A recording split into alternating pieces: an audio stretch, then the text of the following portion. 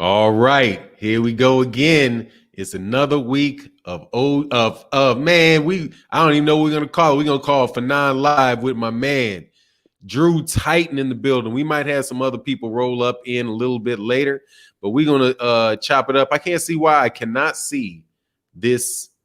I can't see. This is crazy, dude. I cannot see my. Oh, there it goes. All right, now I can see it. It just popped up on my screen where I can see there you go.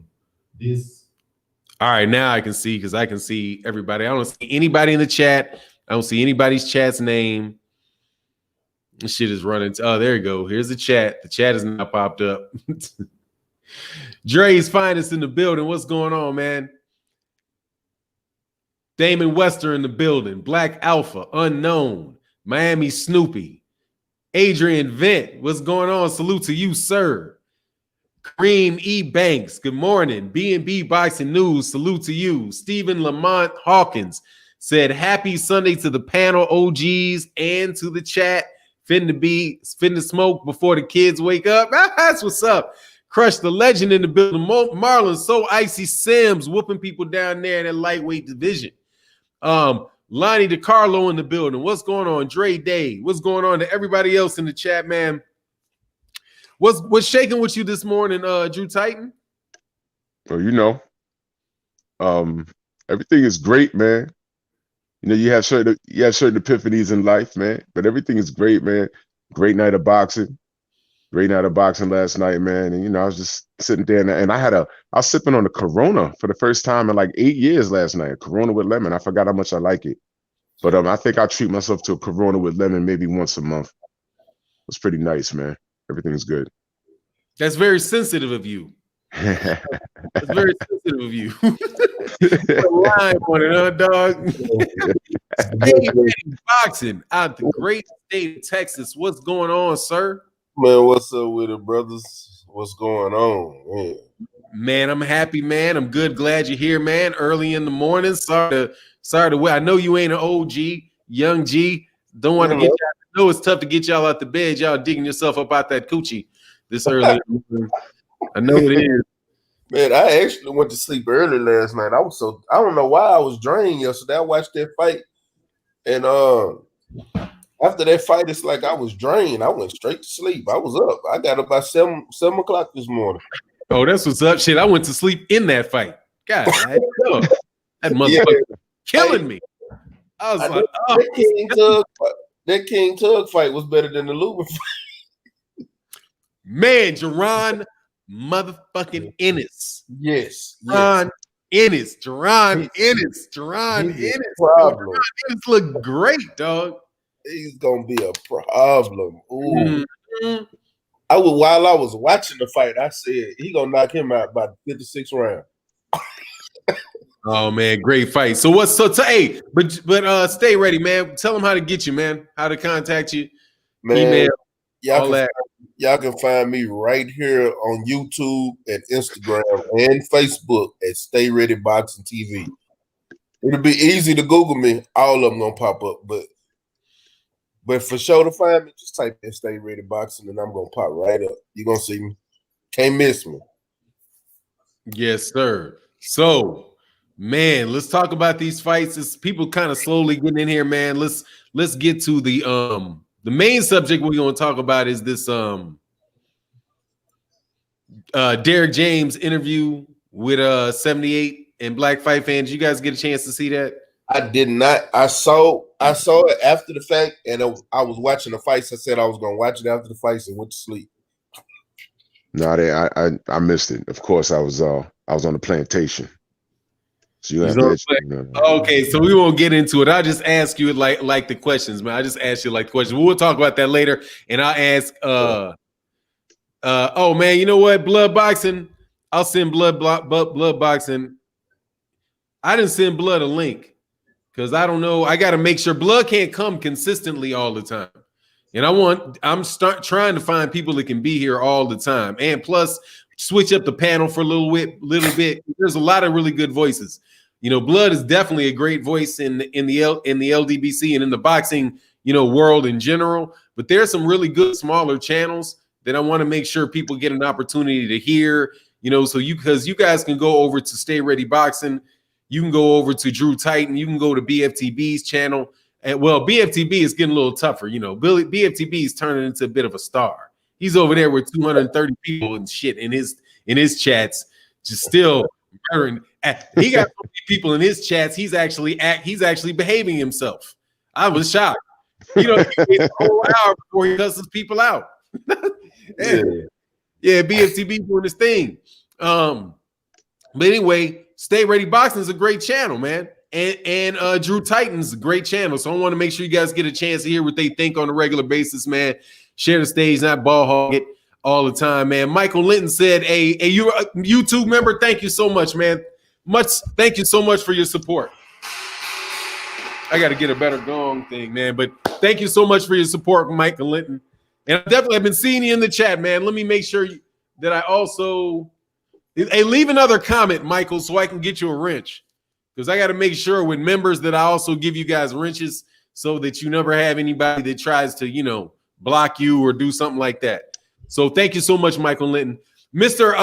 Padraz OR said, Fannon, Damian Lillard said he watches you. Yeah, man, that was pretty cool, man. My son is geeked. My son got a little geeked about it because I woke up in the night, man. Somebody texted me and said that Damian Lillard said that he watches my channel. I was like, oh, man, that's pretty dope. So my son's a basketball player, and I showed my son, and he was like, okay. He just said, okay, and then he walked in the room, and he was on the phones. He said, hey, Damian Lillard watched me. Hey, Damian Lillard just gave a shout out to my dad. I was like, hey, man, that's pretty dope. Yeah, man, that's pretty cool, man. That's one of my favorite players, too, because, man, Damian Lillard can ball. For real. What y'all think about the NBA right now? Let's talk a little NBA as a warm-up in honor of Damian Lillard saying he watched that shit. I wish Damian Lillard would get out of Portland, but as far as the NBA goes, I tell you one thing. I told everybody before the playoffs started that Miami was coming out the East. Nobody believed me. Now everybody looking at me like you just a bandwagon rider. I said, nah. I told y'all Miami was coming out the East because they're the only team in the East to play defense the way they do and can still score the ball. They play both sides of the ball. They're just an all-around team. And this playoffs was really made for the Lakers to take it all. The way they had the bubble set up, it gave LeBron enough rest that he needed because that's one of the players that don't get the rest. And it was literally tailor-made for him to come out victorious with a championship this year. If he don't win a championship, that's on him. What about you, Drew? What's your take? I don't even know what's going on in the damn playoffs, man. I'm so boxing. I don't know. Other than does the shit really like count with all this bullshit going on? No, I ain't paying no attention. I ain't watching that, and I don't know what happened, man. I love the league. Well, I love the NBA, but it fizzled out for me, man. And it was on a decline for me. Yeah, it got soft. It got soft for me, and maybe about. I'm gonna tell you exactly when it happened. When LeBron jumped to Miami, I became extremely disinterested. I was watching, but not really caring. I was watching, but I wasn't really caring, man. You know, and I've been a Chicago Bulls fan since I was 8 years old, like 1983. You know what I mean? But you know, I just slowly became disinterested because the game, the league was a league for me in the 90s, not because my team was on top of the game, but that was the game right there. But now every other player is an offensive foul. Since when did an offensive foul become a part of the strategy? I mean, that is aggravating. Shout out to Vlade Divac. You know what I mean? Jumping in front of people, that's a part of the game right now. You don't get that call in the street, man. All right? Try and run in front of Karl Malone on a fast break and see what happened. You might get the call, but you're going to miss like the entire season. You know what I mean? This has become a part of the game. Is soft now. These kids, they're about personal legacy because there's so much money in it now.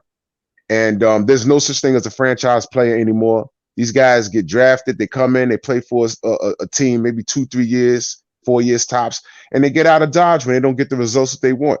And then they make some sort of pregnancy pact with their best friend in college or their best friend that came to the league 2 years before them. And then they link up and then they go on this run and try and get chips. It's about chips. It's not about loyalty to a city, and that's fine. It's not about loyalty to the team. You know what I'm saying? I come from an era where these star players wanted to beat each other. And, you know, Michael Jordan was friends with Patrick Ewing. He's friends with Charles Barkley. He was friends with Charles Oakley. I saw Michael Jordan and Charles Oakley pull up in Brooklyn at his mama house. And they hopped out of car dumb fast. We looked, we said, hold on, that was Michael Jordan. Because that was Charles Oakley's mother lived in Brooklyn somewhere, right? And they were friends, but when they were on the court, they tried to kill each other. And Michael Jordan prevented the most Hall of Famers from getting chips. Never forget that. But what I'm saying is, in that era, all of those guys, they didn't want to merge together and play with each other to beat each other. I mean, they didn't want to merge together and play with each other just for the sake of winning, because that could have happened, by the way. That could have happened, by the way, and it could have happened in New York. You know, I don't want to take the show in that direction, but it could have happened. But these guys would rather say, yo, look, I want to play against Mike. I want to beat Mike. You know what I'm saying? Karl Malone and Stockton, they wanted to beat Mike. You know what I'm saying? Patrick Ewing, he wanted these guys, they wanted to beat each other. They didn't want to get together. They could have easily did that in the 90s. These kids aren't competitive. They're competitive on the floor, but off season, they're on the phone with each other. They FaceTiming each other. They're on a WhatsApp like, yo, when your contract run out, all right, because I could leave here and you can leave there. We could end up over here and it's warm down there. So let's go play over there. And then you have a good four years of kids buying your hot jersey because your team is winning. But where's your legacy at, man? How many jerseys did Kevin Durant wear already? He in Brooklyn now, Golden State, and Seattle/Oklahoma City. What's next? There are no franchise players anymore. There's no loyalty. They're loyal to themselves. And I don't like how the game is officiated. It's offensive fouls all over the place. It's not the game I grew up watching. So it's like, whatever. Whatever. I know if the Bulls make the playoffs, maybe I pay a little bit of attention, but I don't care. Yeah, it's kind of how I feel about it, man. This shit reminds me, first of all, all these dudes can ball. Like, all these dudes can ball, man. I mean, the skill level in the NBA is very, very high. I will say that. It is very, very, very high. But it reminds me, though, of like a pro-am games. Like in the 90s, that it looks more like the pro-am games, like the way they're shooting. Because Craig Hodges and like Tim Hardaway and those dudes, they used to shoot from way out there like that in the summer, you know, and they would be hitting them. But they just didn't take those shots. They just didn't take those type of shots in the in the actual games, man. But I don't know, man. I'm trying to get more into it. What does this dude J-Rock saying? Huh? What does J-Rock say? I'm reading what J-Rock said. Wait a minute. What don't got no loyalty to players. That's why, you know, and I get exactly what J-Rock say. These teams don't care about the players. Hold on, what? What are you guys talking about? J-Rock, what he just said right there. He said, I want to address that. What did J-Rock? Hold on. I don't see what do you mean, J-Rock? What did J-Rock say? No, in the chat. Yeah. He said let's not just jump into the chat to the chat, man. Because that's just changing the subject. I was trying to move off this onto another question. All right. So let's not jump the chat. Let's not jump into the chat. Let's keep the conversation between us and then ask questions that come out of the chat as I move down the chat. But let's go to J-Rock though. Because I want to let me get this super chat first. Hey, Drew, what do you think about the Knicks owner? That's the question right there. I don't think nothing of them. Next topic. I really don't. I don't think nothing of them. All these owners are scumbags. I'm saying that off the bat. All of these owners are scumbags. And they got scumbag. And if they're not scumbags in public eye, they got scumbag intentions behind the scenes. Trust me. I don't think nothing of them. They all scumbags.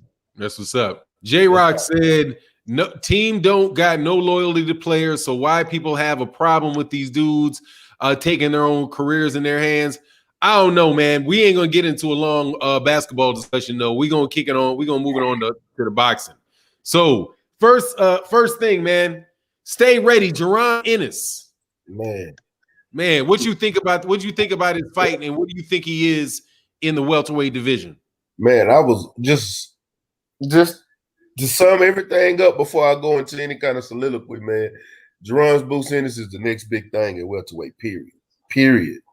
That fight was great to see him finally step it up. I do want to see him step it up with some more. Top. It don't have to be top 10 opponents, but it need to be top 15, top 20 opponents. You know, to start getting some names on your belt. You got almost 30 fights, or you have 30 fights, and you still don't have no signature wins or no names on your titles.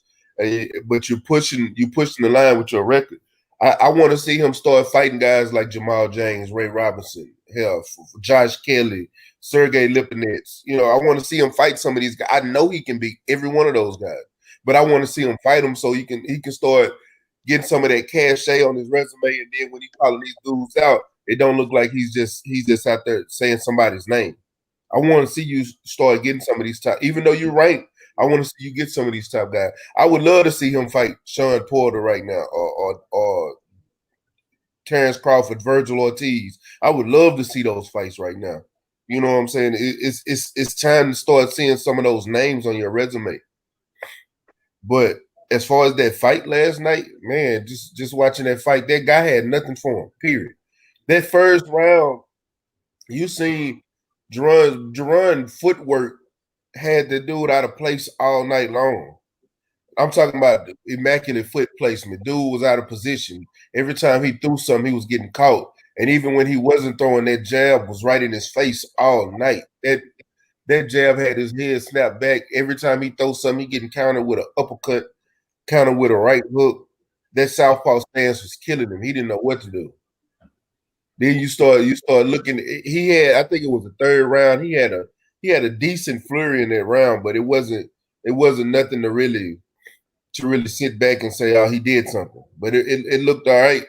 But Boot still came out victorious in that round. He still did his thing in that round. The fourth round, he hurt him. I said, oh, he's going to drop him in the next round.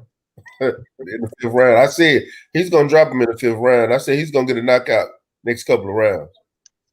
As soon as the fifth round came out, he dropped him early, had him hurt.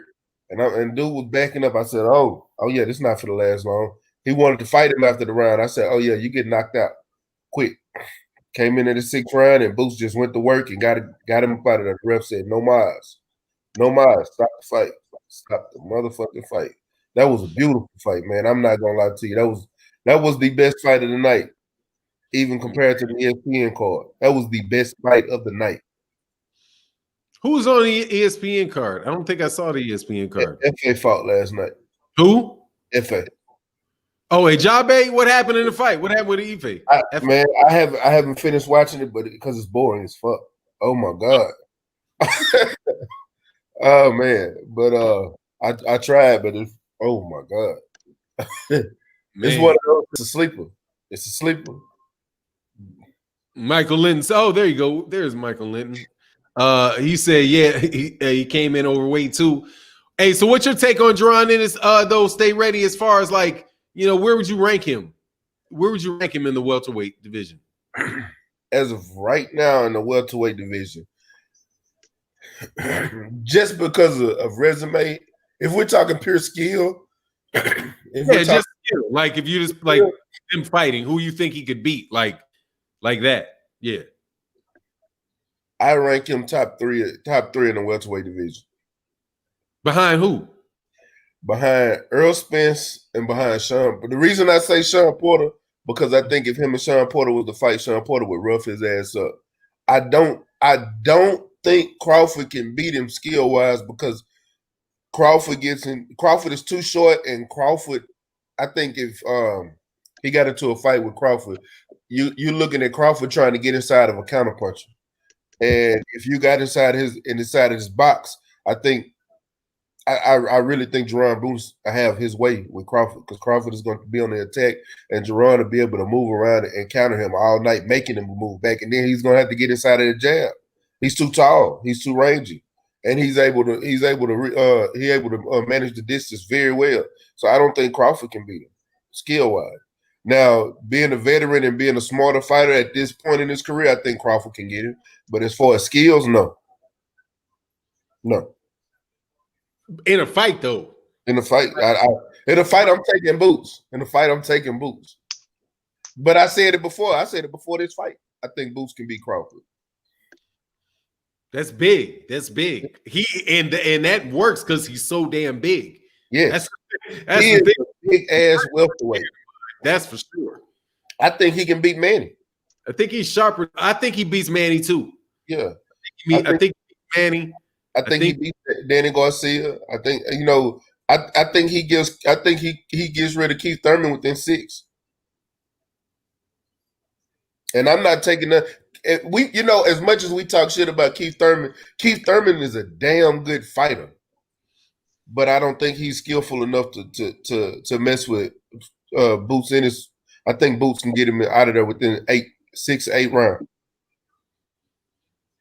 What's your take? 6 to 8 rounds. You think he get home? You think he gets rid of who with 6 to 8 rounds? Keith Thurman. Keith Thurman is suspect to the body. But you see how Boots, that body work that Boots put on dude last night, Juan Carlos last night. I think he gets rid of Keith Thurman within 6 to 8 rounds. Drew. Yes, sir. What's your take on what Stay Ready just had to say? What do you think? As you was asking the questions, everything Stay Ready said, I agree with 100%. I think Boots right now, I'm calling for Boots versus Virgil Ortiz right now, just so he can get an actual name that we know. So we can say, okay, he beat somebody.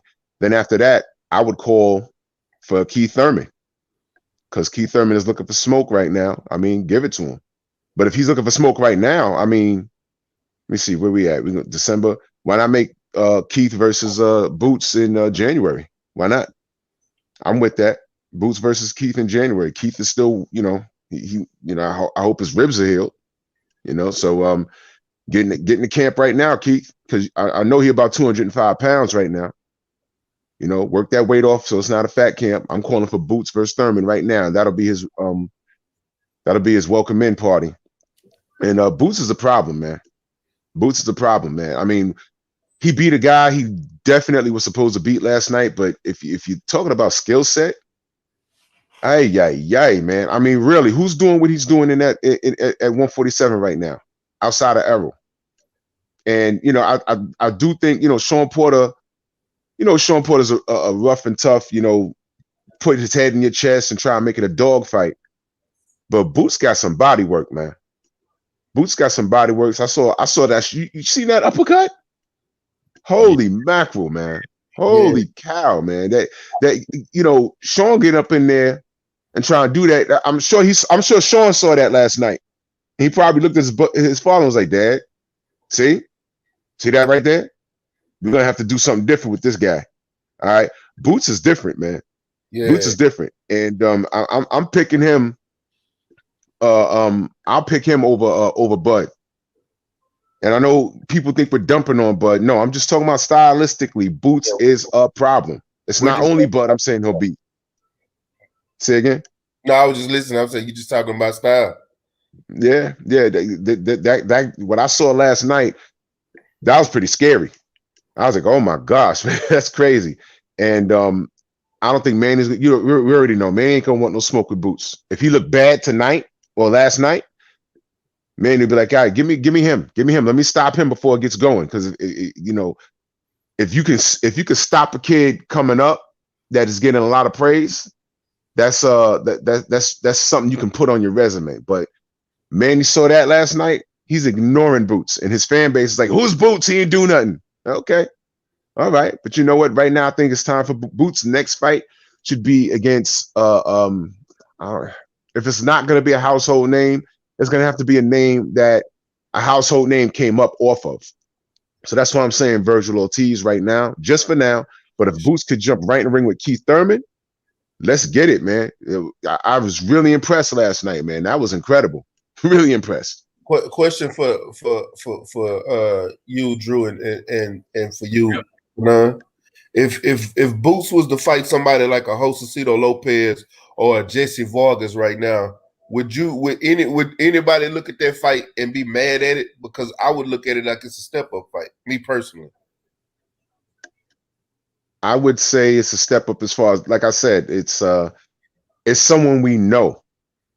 It's someone we know. The average fan didn't know who Boots fought last night. Hell, that was the first time I saw that dude. You know what I mean? I had to go look him up, you know, but right now, people know who Josecito Lopez is. But it's kind of like right now, I could say I know what's going to happen in that fight. 12 rounds, unanimous decision, Boots. And that's being nice. I already know. So that's what I'm saying. Like right now, I think Boots is ready for the top 5, man. You know, throw him in there with Keith in January. Let's go. Throw him in there with Keith. Tell Keith to start training right now. Get ready. You know what I'm saying? Bud ain't fighting you, but you saw Boots just last night, man. Get on the phone. Let's go, man. Let's get it popping, man. Because what else is Keith Thurman going to do right now? All right, he called out Bud. Bud ignored him. What is he going to do right now? What is he doing? He's coming off of a loss. He's still one time. Prove it now, brother. Let's go, man. Yeah, I'm happy with him being continuing to, you know, have a couple fights, man. He's still very, very young, but man, that dude really looked extremely, extremely good yesterday. Extremely, extremely good. Hold on one second. Let me get to this. There's a super chat that came in down here. Southside Boxing said, stylistically, EJ the only one who can beat him. Dang, Southside. So that means you got him beating Terrence Crawford. Wow, that's big. That really that's big. That's big. I don't know. Yeah, man, I don't know. I think that is what's this dude's name? Abreu. I think Abreu was a good test. He could show he could really hurt a big man. That's for sure. Because Abreu was strong. He had a decent chin, has a good chin too. I don't think he'd ever been knocked out. So yeah, man, that was definitely the win of the night for Jaron Ennis. And it's, if nothing else, it's time to move him a little bit further up the card. You know, like, because man, we keep seeing this dude like he doesn't get the attention that like a Virgil Ortiz does out of Golden Boy. But I think he's a much better fighter than Virgil Ortiz. I think we almost talked. I don't think like when you said that he could fight Virgil Ortiz, I don't think that you know, that's something more like down the road when those guys are both the top welterweights, because I don't think that Virgil Ortiz is somewhere in his early 20s as well. So, you know, those guys aren't going to match up there until a while. But Jaron looks like somebody that could get all the way up to 160 and be strong at 160. Yeah, because I mean, turning pro at that age, he's probably not even his full size yet. That's a big dude. That's a huge welterweight, huge long welterweight, and that power is nice, man. Daniel State. How old is he? Bruce? How old is he? Like 23, something like that. Yeah. 23. Wow. Daniel Staley says, salute Fannon, guests, and the LDBC. Bud Crawford wants one big fight to solidify his career. It appears he's avoiding all PBC fighters. He's avoiding to be great. Well, man, he's not doing himself any favors by, you know, just sounding like he doesn't want to fight all the time, Daniel. But man, I don't know, man. I don't think that he's gonna get that Errol Spence Jr. fight, man. That shit's looking worse and worse that's looking worse and worse by the day. Like slimmer and slimmer by the day. Especially like listening to what just the answer to the questions that Derek James gave on Trill Boxing Talk, and he gave on Money Brown, actually Money Brown's earlier in the week, and then Trill Boxing yesterday night. So that was two LDBC shows that he was on. And when he talked about the line of fights that he had, that Errol Spence has coming up, I mean, you're talking like Danny Garcia, then Shawn Porter, then Keith Thurman, then he's got him, then if there's the Manny Pacquiao fight, which I don't think is going to happen for anybody, to tell you the truth, then he's going to have either Abukharov or Sergey Lipinets. So it's just, man, it's really tough for Bud, man. So, I mean, man, and Bud don't want to get caught out there having to fight somebody like Ennis. And it looks like he might be fighting Igis Kalvanakis again if he can't get the Kell Brook thing done. So it's real tough, man. What's your take on Daniel Staley's statement, Drew? Well, he's talking about Bud just waiting for that one big fight. Yeah, it seems that way. It seems that way, man, because there's opportunity there. This guy went from being the boogeyman to getting. You want to root for Bud, but I can't justify his moves, man. I mean, how do you not fight Keith Thurman? How do you not fight Keith Thurman? He called you out, man. I mean, all right, cool. Listen. Everyone was clamoring for Bud versus Errol. All right. So Errol said, yo, listen, I'm gonna clean up my side of the street. It was Bud's job at that point to disrupt it. All right. But never mind that for a minute.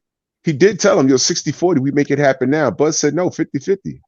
Bud, all right, you did all you did at 140, man, but you're now at 147. You ain't do anything. And don't talk to me about some title that pretty much Bob Arum gave you. Everyone knew you was gonna win that fight. And what is Jeff Horn doing now? No one cares.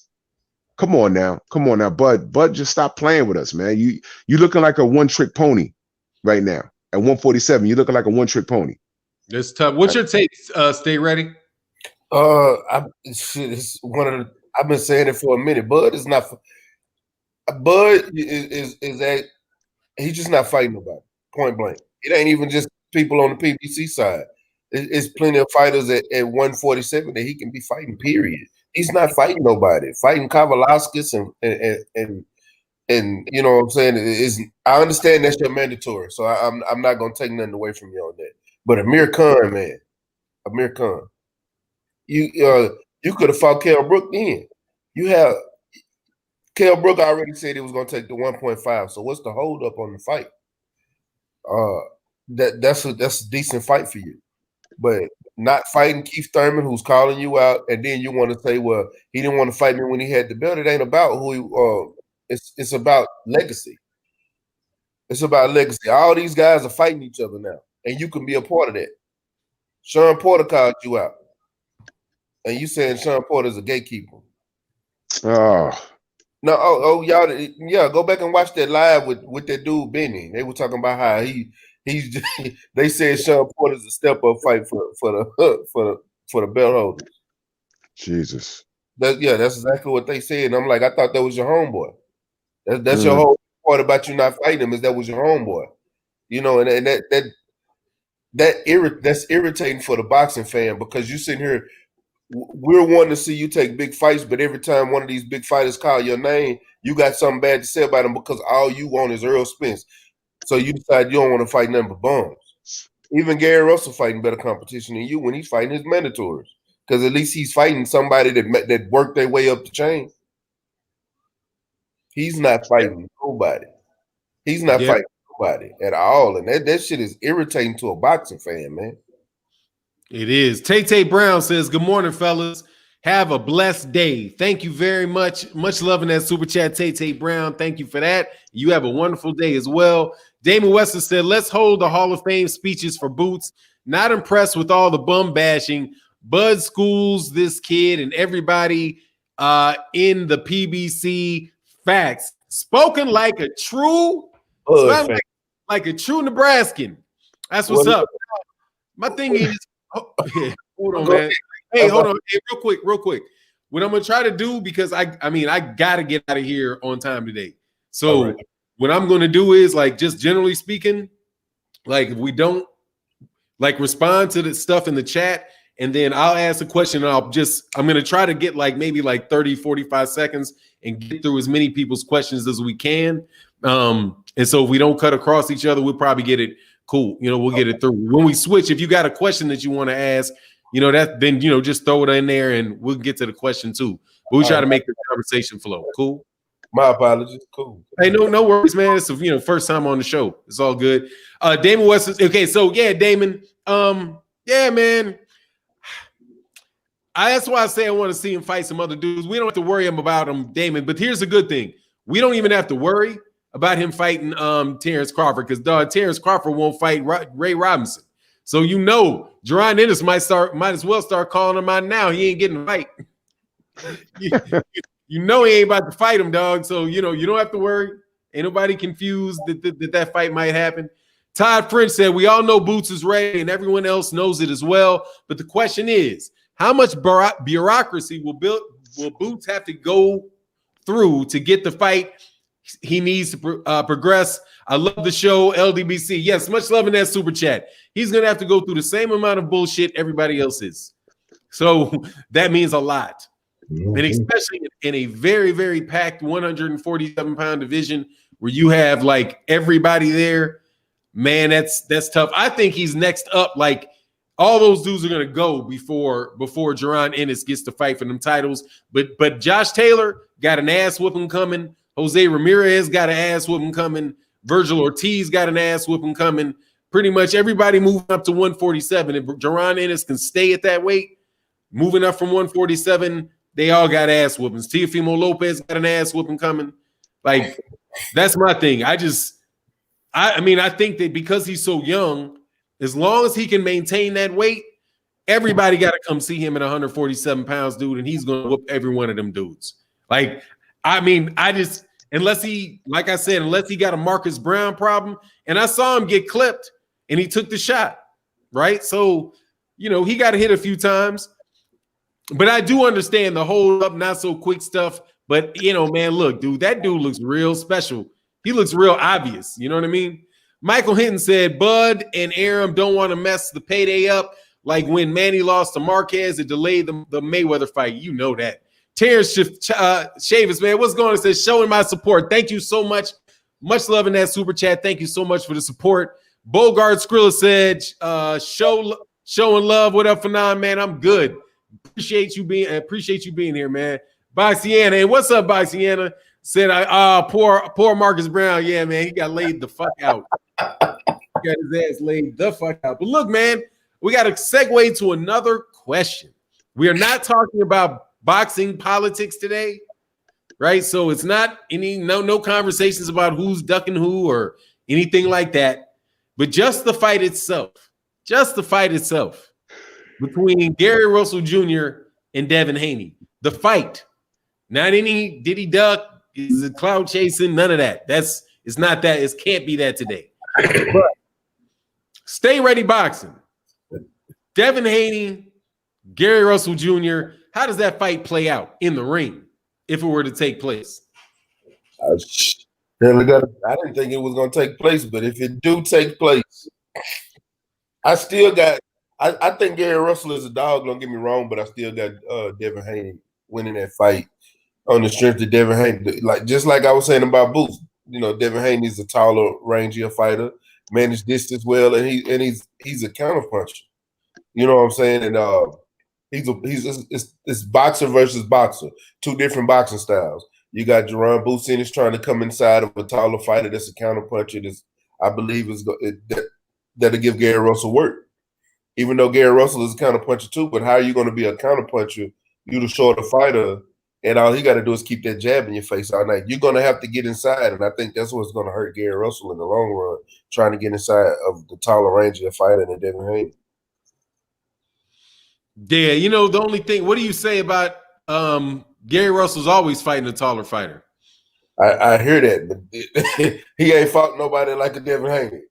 There's nobody at 126 that he's fought that fights like a Devin Haney, a Tank Davis, a Teofimo Lopez, Lomachenko is the best one. You know what I'm saying? And that was a damn good fight, but you and Lomachenko are the same height. So I have, even though he's fought taller fighters, I haven't seen him fight nobody on the level of Devin Haney at that height. Period. Drew? Drew? I'm going against the grain, man. I'm picking Gary. I'm going to pick Gary. Why? Because for the same reasons that Stay Ready said. I haven't seen Devin in a dogfight. I haven't seen it. I mean, we've seen Gary in a dogfight, Lomachenko, that was a dogfight. But it was Lomachenko. Since we put him on this pedestal, I mean, since that's the best thing we've seen since Muhammad Ali, so I mean, we've seen this brother in a dogfight. We've seen it, you know what I'm saying? And it's yet to be determined if Devin is put in a situation where he has to think outside the box. Every fight I've seen Devin in, he's dictated the pace, and the fights have gone his way by way of his own doing. But what happens when everything he's doing in the ring is getting, thwarted by some way? If everything he's doing in the ring is getting matched, and it's like, all right, this guy's a little more slicker. All right, I tapped this guy and he's still here. What am I going to do now? Dad, what am I going to do? You know what I mean? So can he do it? Yeah. It's quite, I'm just saying we haven't seen it. So if I'm going to go off of what I could say accomplishments and what I've seen, the eye test, skill-wise, I think Gary's just slightly better, and because we've seen more. Have we seen everything that Devin has to offer? I don't think so. We might see it in this fight. But what happens when it's round 7 and Gary's still there? And there's a lot of swing rounds, or maybe Devin's down 5 rounds because he can't catch him. What are we gonna do? So I'm gonna go with Gary on this one. I'm gonna go with Gary. Yeah, man. I don't know, man. It'd be tough. My the size thing is obvious for Devin Haney. I think the fundamentals, like the fundamental boxing skills, I think are in favor of Gary Russell. So, you really have a size. For me, you have like a size and like you said, the size is really the big thing. If it wasn't for the size, I would pick Gary Russell Jr. at this stage in his career, because I think Gary's the more developed fighter, like the more all the way complete fighter. Looking at his fights with Tug, looking at his fight with Lomachenko. I mean, he's an excellent, excellent fighter. Looking at Devin is very talented. Devin looks like he's very, like he has an excellent game plan, it seems, for fights. I don't know how, I haven't seen, similar to what Stay Ready said about Gary, I haven't seen Devin fight anybody like Gary. And I think people underestimate the footwork of Gary Russell Jr. because Gary doesn't, it's not that Gary is going to, his footwork isn't something where it's like really big. Like he moves like he's really covering a lot of distance with his footwork, but he has very subtle footwork on the inside that makes people miss. He's very, very difficult to hit, and he's very, very difficult to hit with him standing right there. So, but Devin Haney has a tremendous size advantage. It would be an interesting fight. I think it would be a closer fight than a lot of people think it would be. That I do. I can see how Devin could pull it off. I can see how Devin could pull it off, but I can also see how Gary could make him look really bad in the midst of doing that. What were you going to say? Stay ready. I was just saying I totally agree. I think it's a close fight either way. I do think it's a real close fight. Yeah, which is the shame of. I mean, if it doesn't happen, that's kind of the shame of it for me, because I think that's an excellent fight, and it's a good, and it's interesting though, man. Like, what do you think about their next fights? Like, which is a harder fight? Let me ask a question, and then I'll get to the super chat. What's the harder fight for Devin though? Is it the Gary Russell Jr. fight, or is it the Yuriorkis Gamboa fight? What's the more? What do you, Drew? What do you think the more difficult fight is? Wow, the more difficult fight for Devin between Gamboa and I'm gonna say, because listen, I know when you first hear it, the Gamboa fight's not easy, man. It's not easy. There's a reason why they're mentioning him. It's not easy, man. It's not a cakewalk. It's not a cakewalk. I don't care what you've seen Bud do to him and how he looked against Tank. That don't matter. All right. I'm still gonna say Gary's gonna be the more difficult fight because I'm talking about skill set at this point. You know what I'm saying? Forget name. Let's talk about skill set. You know what I'm saying? Skill set. We know what Gary could bring to the table. And really think about it. Devin has to be thinking, what if I go in there and lose to this guy or look normal? What if, you know, if I beat him and it's only split decision and I clearly lost some rounds? And what if I leave that thought in the fans' head, like, yo, you won it, but you didn't really win it. So now I got to run it back. You know, there's always that thought. What if I go in there and I don't look like the Dream Haney and I just look like some guy? What if this guy messes around and puts out a blueprint on me? That's got to be in his head. So I'm going to say, but with Gamboa, you know, he's just going to go in there, yo, it's Haney time. And, you know, people are looking for that, bing, bing, bing, and looking for him to get him out of there. You know what I mean? So I think Gary Russell, there's a lot riding on that fight, and it's a more dangerous fight, and it's a better fight than most people may want to believe. That size thing, it's not as big of a factor as people are making it out to be. Not in my opinion. That's just my opinion. What about you? Stay ready. Which is the harder fight? What was your answer, Drew? Russell's a little harder fight. Okay, I agree. Russell is the harder fight. I'm not sleeping on Gamboa. But it's you're looking at somebody who already has a name in boxing. We already seen what Gary Russell can do. Like we know what he can do. We know that when he goes in this fight with Devin Haney's gonna have to come in here and show us he wants to win this fight. It's not gonna be a walkthrough. That's why I think him being young and him getting a chance to fight somebody like a Gary Russell that's just good for his resume. Period. Gamboa he's almost out the door. He's still a dog in the sport, but he's almost out the door. You know, same way as Manny Pacquiao. Manny Pacquiao is almost out the door. You know, everybody look at that fight like if Crawford or Errol get that fight, y'all just gonna beat up on this old man. No, this old man got a belt. Gamboa don't got a belt. They just beating up on the old man. You know what I'm saying? Even though this old man still got hands, he's still an old man at this point. You know what I'm saying? But Gary Russell is coming in that fight. He's coming in there to take your heart away. He's coming in there to prove a point. I gotta go with Russell at this point. Yeah, I think Russell's a tougher fight too than Gamboa. But not going to, like you guys said, I'm not going to sleep on Gamboa because Gamboa is not going to follow. He's not going to follow Devin Haney around. He's not going to follow him around. And as long as he doesn't follow him around and he makes Devin Haney come to him, I think he's got a chance to do some things. I don't think he can win the fight, but I think he's got a chance. I think he's got a chance to do some things if he can keep himself from following behind Devin Haney and letting Devin Haney catch him when he stops, you know, while he's leaning in and things like that. Devin Haney does really, man, I think that's his preferred method of beating people, when he can get on the back foot with them and sit down on his punches, because he transitions moving backwards very well. And then stopping, pot shotting them, slipping and getting out, catching people leaning on the way in.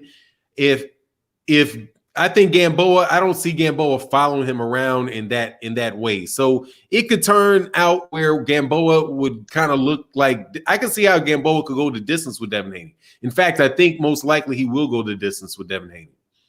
Because that's still, and now if he can stop him, that I would be like, okay, that would be a good look for me for Devin Haney if he was able to stop Yuriorkis Gamboa. I just haven't really seen like I hear people talk about the power with Devin Haney, but I haven't really seen it, and at least not the last couple fights. When I look at Devin Haney, I don't see power. I look at his boxing acumen. Yeah, I mean, he's like, yeah, pretty much, man. That's the, at least that's how I see it, man. So Salute Lubin. Oh, let's move on to this 154-pound division. Oh, no, I'm sorry. After Azpep Sam, he said, Devin Haney coming after Boots at 147 and Bud beats them all. Man. You know y'all trying to get me in trouble today. That's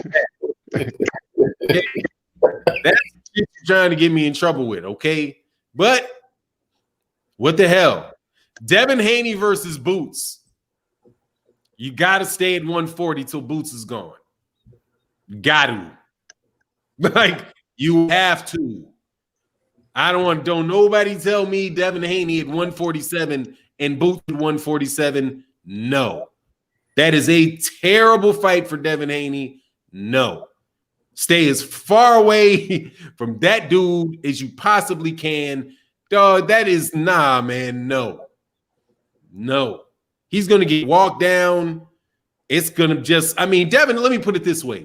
In order for Devin Haney to beat Boots, he's got to really be the shit. He better be the shit to get that dude. He's so much bigger, man. He's so much bigger. He's longer. He's just as fast. And he's got that style. The dude can fight on the inside. Like, I was like, is this motherfucker really sitting there killing this dude on the inside like that? You see how he just rolled off that shot and boop with that counter uppercut? It was beautiful. Oh, man, that was. Boots is nice, man. Boots is nice. So, long story to that, Azap Sam, hell no.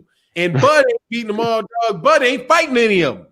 Okay, so I don't want to hear the shit about what Bud will do in a ring because he's settled outside the ring that he ain't fighting nobody.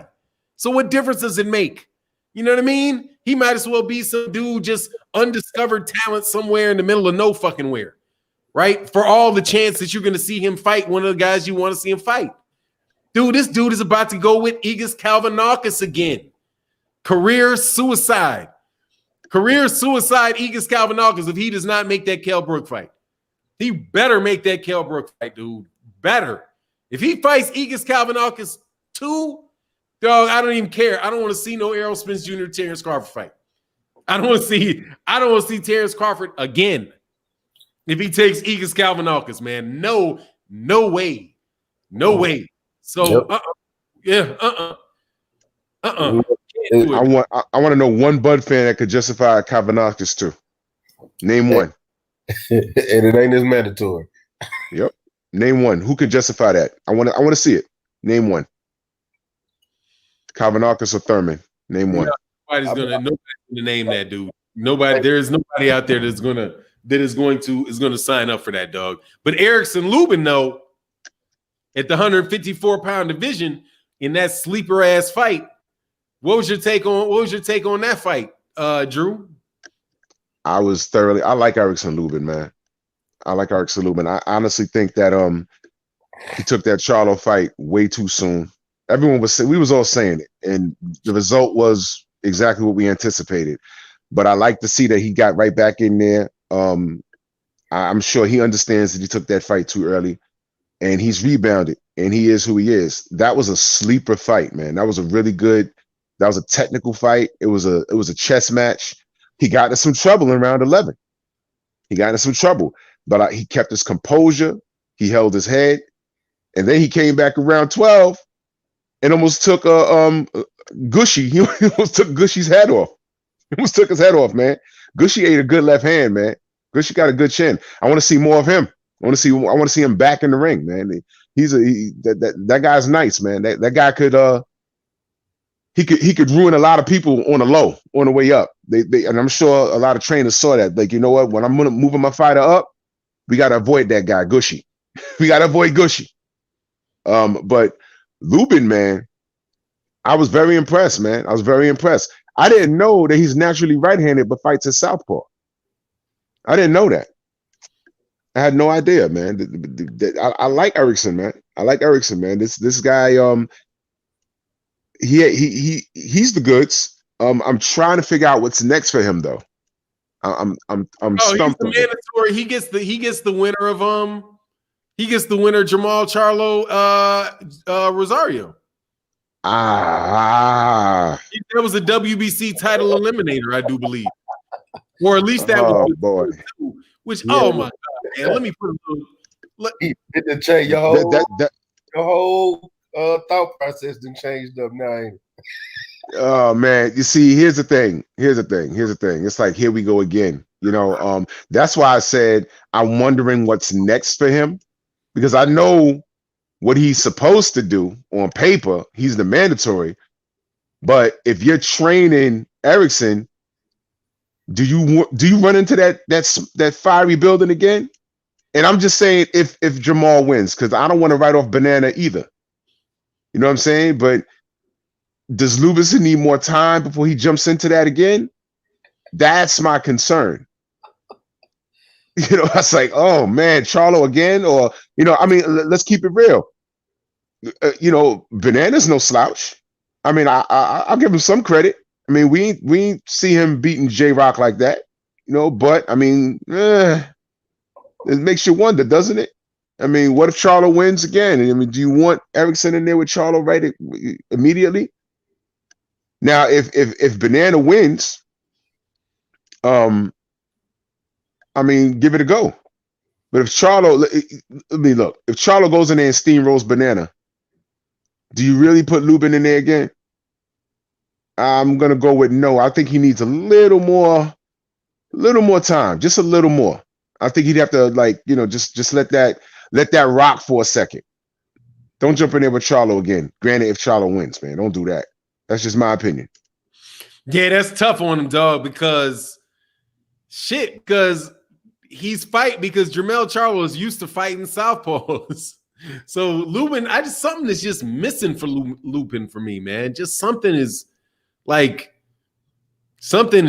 just missing for Lubin. But then again, Gausha just don't ever fight. Like he just is like that was how the Lara fight was, man. He just he's so cautious. He's so cautious and very defensively responsible that it really makes a very, very tough man. It's just I don't know about Lubin, man. But I know Jermell Charlo is a really, really bad match. Keith Johnson said, Salute Lubin needs to fight Harrison or J-Rock before trying to fight Charlo again. Well, he just fought Gausha, which I think is the same, well, maybe a level down from Harrison and J-Rock, but I mean, dude. Harrison is a bad fight for him. Harrison beats Lubin. Yeah, I can see that happening. I think you're right about that. I can definitely see that happening. Yeah, so Gausha is too hesitant. Yeah, man, really, really hesitant fighter, man. Man, that was just a snoozer though. I was trying my hardest to stay up. I was like, I already know the outcome. Left at 11 at the 10th round because I was like, this is a unanimous decision, and I got to get up at 8 o'clock in the morning. But man, King Tug was a good fight, man. That little King Tug thing. I didn't mind that fight was pretty decent. Showed some excitement to it. So somebody said that Crawford is Spence's biggest fight. Now, yeah, let me get it in the form of a question real quick. Yeah, Bree is good. I was gonna say, let me get my thoughts on that Erickson Lubin fight because I got a little different thoughts than what Drew said on that fight. Because I don't think Lubin is ready for none of the top guys personally. I think it looks like after he got knocked out by Charlo, he's trying to reinvent himself as a boxer instead of the puncher that he built his career off of. And I think that's what's gonna hurt him going forward. You looking at somebody like I was saying with Terrell Gausha, he's patient, and somebody said he's too hesitant. No, he's just a patient boxer. And in the 10th round, when he had that chance, he tried to take Erickson Lubin out, and he's not even a knockout artist. Like he don't even have that many knockouts to his name, and he was trying to get Erickson Lubin. He hurt Erickson Lubin. The last time I seen Erickson Lubin hurt was against Jermell Charlo. And most of the top guys at 154 are power punchers. Tony Harrison, power puncher, counter puncher. Jermell Charlo, knockout artist. Jason Rosario, knockout artist. Brian Castano, power puncher. You know, you're looking at all these top guys. Errol Lara got power, but he's a boxer. I don't think Erickson Lubin fares well against none of those guys.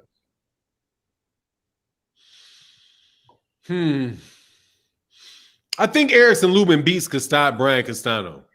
I would take him over Brian Castano. I would take him over because the southpaw stance, man. I mean, because the southpaw aspect of Lubin. And if you coming at Lubin, I think that somebody like Castano who's going to bring the fight to Erickson Lubin, I think is something where Lubin can really do something against him. Tony Harrison being that kind of long out boxer, I think that causes some problems. But I'd have to look and see how he fights against southpaws. It just, I don't know, man. I got to see. I wish if Lubin had a little more pop in his punch. He's strong, he's fast. What about Jared Hurd?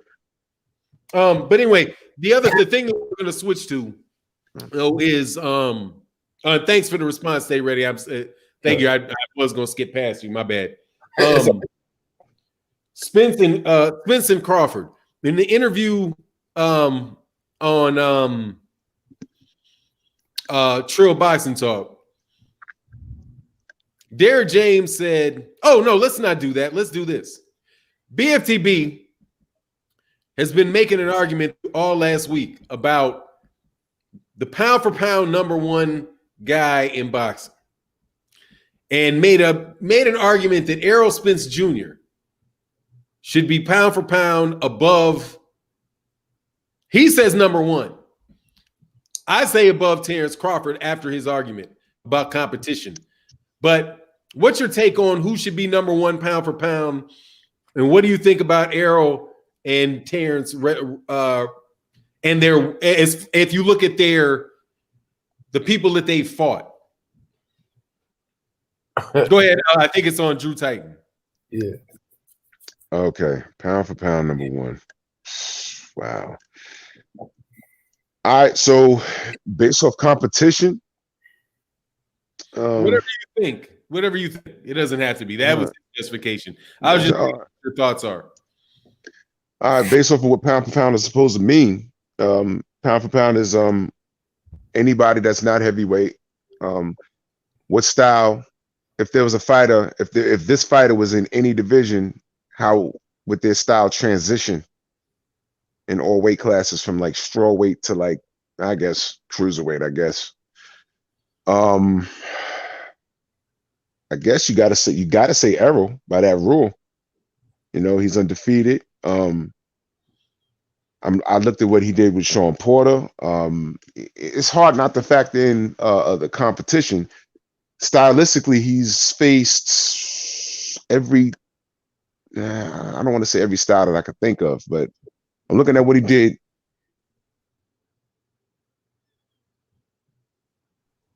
I'm sorry, I got a call in the middle of that. My bad. I'm looking at what he does, like what he did against Kell Brook and Shawn Porter, and actually the Shawn Porter fight, he was half-assed. He wasn't himself really. You know, he switched camps and he openly admitted he was lazy. You know, and then the car accident or whatever. And I anticipate he's going to be the first guy to stop Danny Garcia, but I'm going to go stylistically with Errol Spence because he's undefeated. He hasn't been beaten in things that I've seen him do in the ring against various different styles. He's been triumphant. You know what I mean? So I'd pick him as #1 pound for pound without just getting into too much. To answer the question, I'm going to pick Errol pound for pound #1 right now. Stay ready. I'm gonna be honest with you. I think if y'all want to ask me who I think #1 is, I still got Canelo #1. That's just me personally. I know a lot of y'all don't like the but you just got to be honest. Canelo is #1 pound for pound. He's the only one moving his division, and I don't even like Canelo. Y'all know I'm a Charlo fan, but let's look. Errol Spence is over Terrence Crawford pound for pound, specifically off of his resume and the things that he's doing. If we want to keep going on past accomplishments, that's cool. But what are we gonna do 2 years from now? And Terrence Crawford still fighting the Kavalauskas of the world, and are we still gonna say, well, he unified 140 and 135? I don't give a damn no more. Like after so long, it's time for you to start fighting better competition. He's at 147 and he's not fighting better competition. Errol Spence is fighting every top fighter at 147 right now. We all keep talking about he's ducking. Who is he ducking? He's fighting all the people at the top. You can't duck somebody and you fighting for a belt.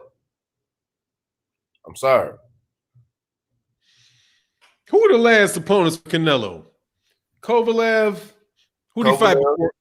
Kovalev champion, and he fought Fielding.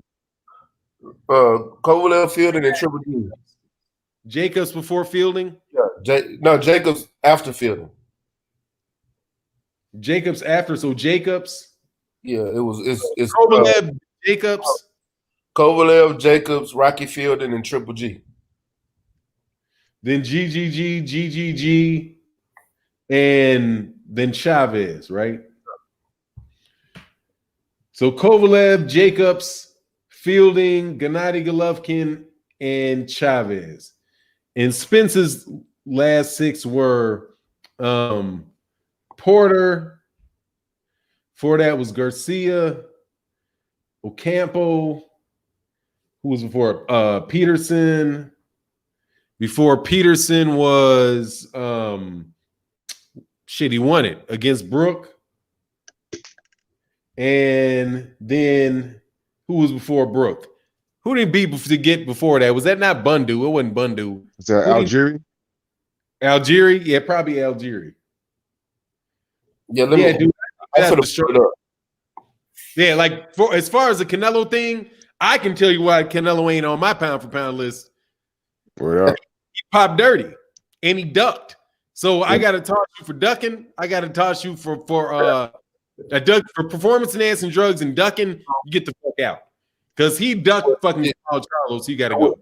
Hey, well, if that's he ducked Charlo. Well, if that's the case, Terrence Crawford not on the top 5 pound because he ducking Shawn Porter, he's ducking Keith Thurman. Exactly. He's his ass off my list. I was to be honest, he ducked Errol Spence. Terrence Crawford duck Errol Spence? Didn't they send a contract over a while back? And it was like a 60-40 contract. He said, I'm not taking 60-40. He said 60-40. Yeah, I wouldn't call that a duck, though. I mean, I don't think he ducked him. So you 60-40, I got 2 belts, you got 1.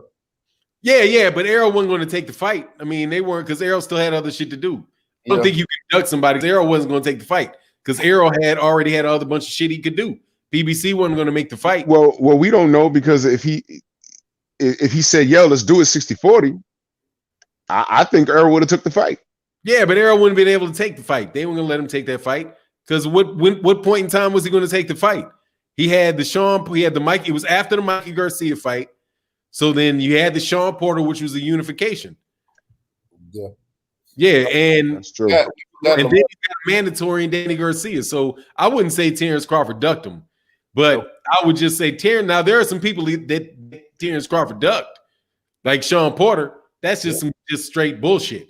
Like Jesus got a million reasons for not fighting those dudes, man. And I do think he's waiting it out, but I wouldn't call him a duck on that. Real Talk said, much love in that super chat. I'm new to the show. Why was Jarrett Hurd brushed off from the contention conversation?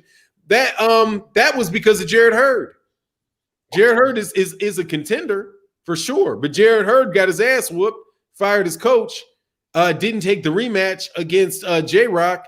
I don't think he's fought. Did he fight since? He did, and he fought in a comeback fight, and it wasn't a barn burner, but he was trying to showcase his new skill. Like, he wound up knocking him out, though, didn't he? He did he stop that guy? I don't remember, man. I know he knocked him down. I will say this is that he went in that fight to show his new skill and ended up going back to the old Jarrett Hurd. Yeah, right. Because he was like, "Fuck it, I gotta get this dude up out of here," something like that. Yeah, but he got to that's why he's out of it. He ain't got none of the belts, though. Real talk, he just doesn't have any of the belts, and he still gotta step up, but he'll get a fight for sure. He'll get another shot at the championship for sure. Well, I don't know if y'all heard me before we had changed topics, but I did mention Hurd. Erickson Lubin versus Hurd. I did mention that, but I did mention Jared Hurd, though. I did mention Erickson Lubin possibly versus Jared Hurd, so we can see what's what with Erickson. But it's whatever. Oh, that'd be a good fight for Erickson Lubin.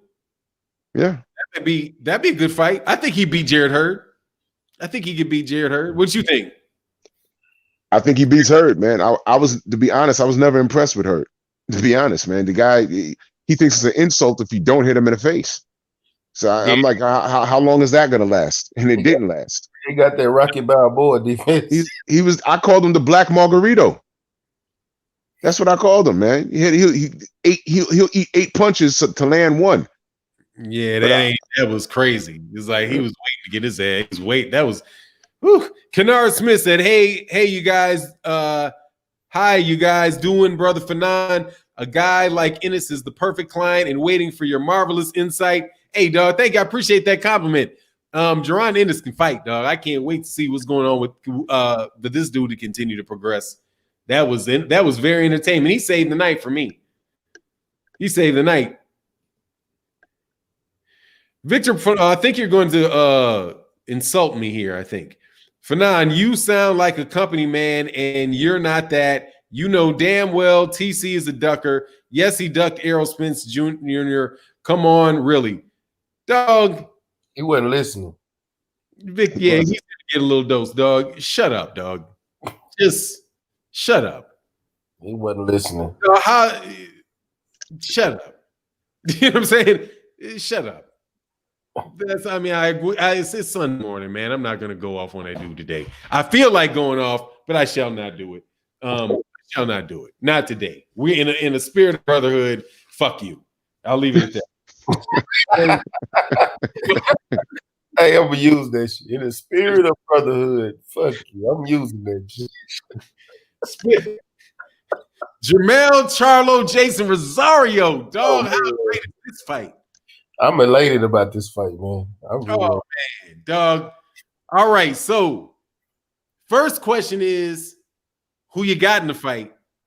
And after y'all tell me y'all picking Jermell Charlo, because I know you are, where does he fall in the pound for pound list? Man. Go ahead, Texas. You got first dibs, Texas. Well, y'all know Jamal Charlo is my favorite fighter. Y'all know I'm rocking with the Charlo brothers to the end. I'm sorry. It's ace time on mine. We got to ride with our own.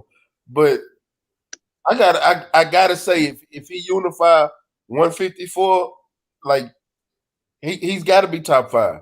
If matter of fact, Patrick Teixeira said he wants the winner of this fight, which I think he's just blowing smoke because he know damn well he can't beat down one of them guys. But if he do get that fight, I would love to see him get knocked out.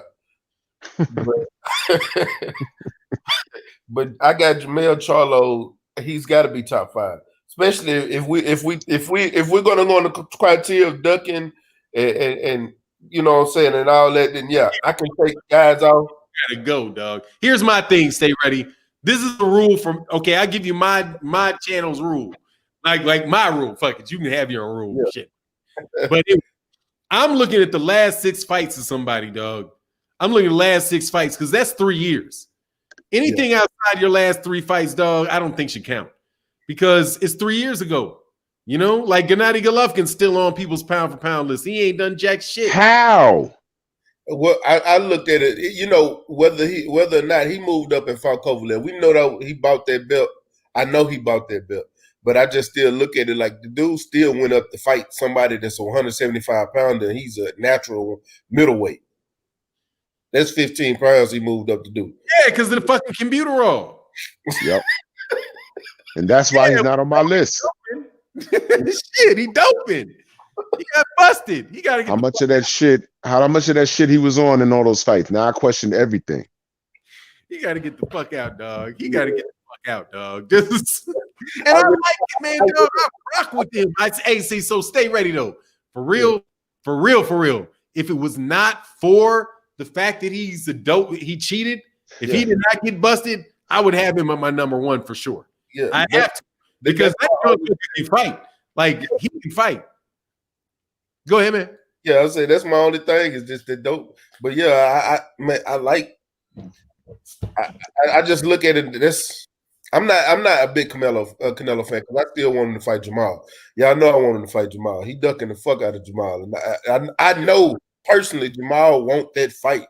He really want. I just got off the phone with his coach in the middle of the show. His coach just called me, like asked me about FA, how I think FA look. Look. Jamal wants that fight, and Jamal beats Canelo. But we was talking about Jermell, and I think Jermell should be top 5, top 3, really. If he gets undisputed at 154, I got him top 3 at pound for pound. Chris Evans. Pacquiao's resume in current competition is better than Crawford's. I think Crawford should be ranked around 5th. I don't know if it really is, dude. I don't know. Because who was his last 6? He had Keith Thurman coming off a 2-year, man, fuck that. That was off 2-year layoff, dude. I ain't giving somebody I ain't giving Manny Pacquiao full credit for that when he ducked. Matter of fact, there you go. Get the fuck out. You ducked Errol Spence.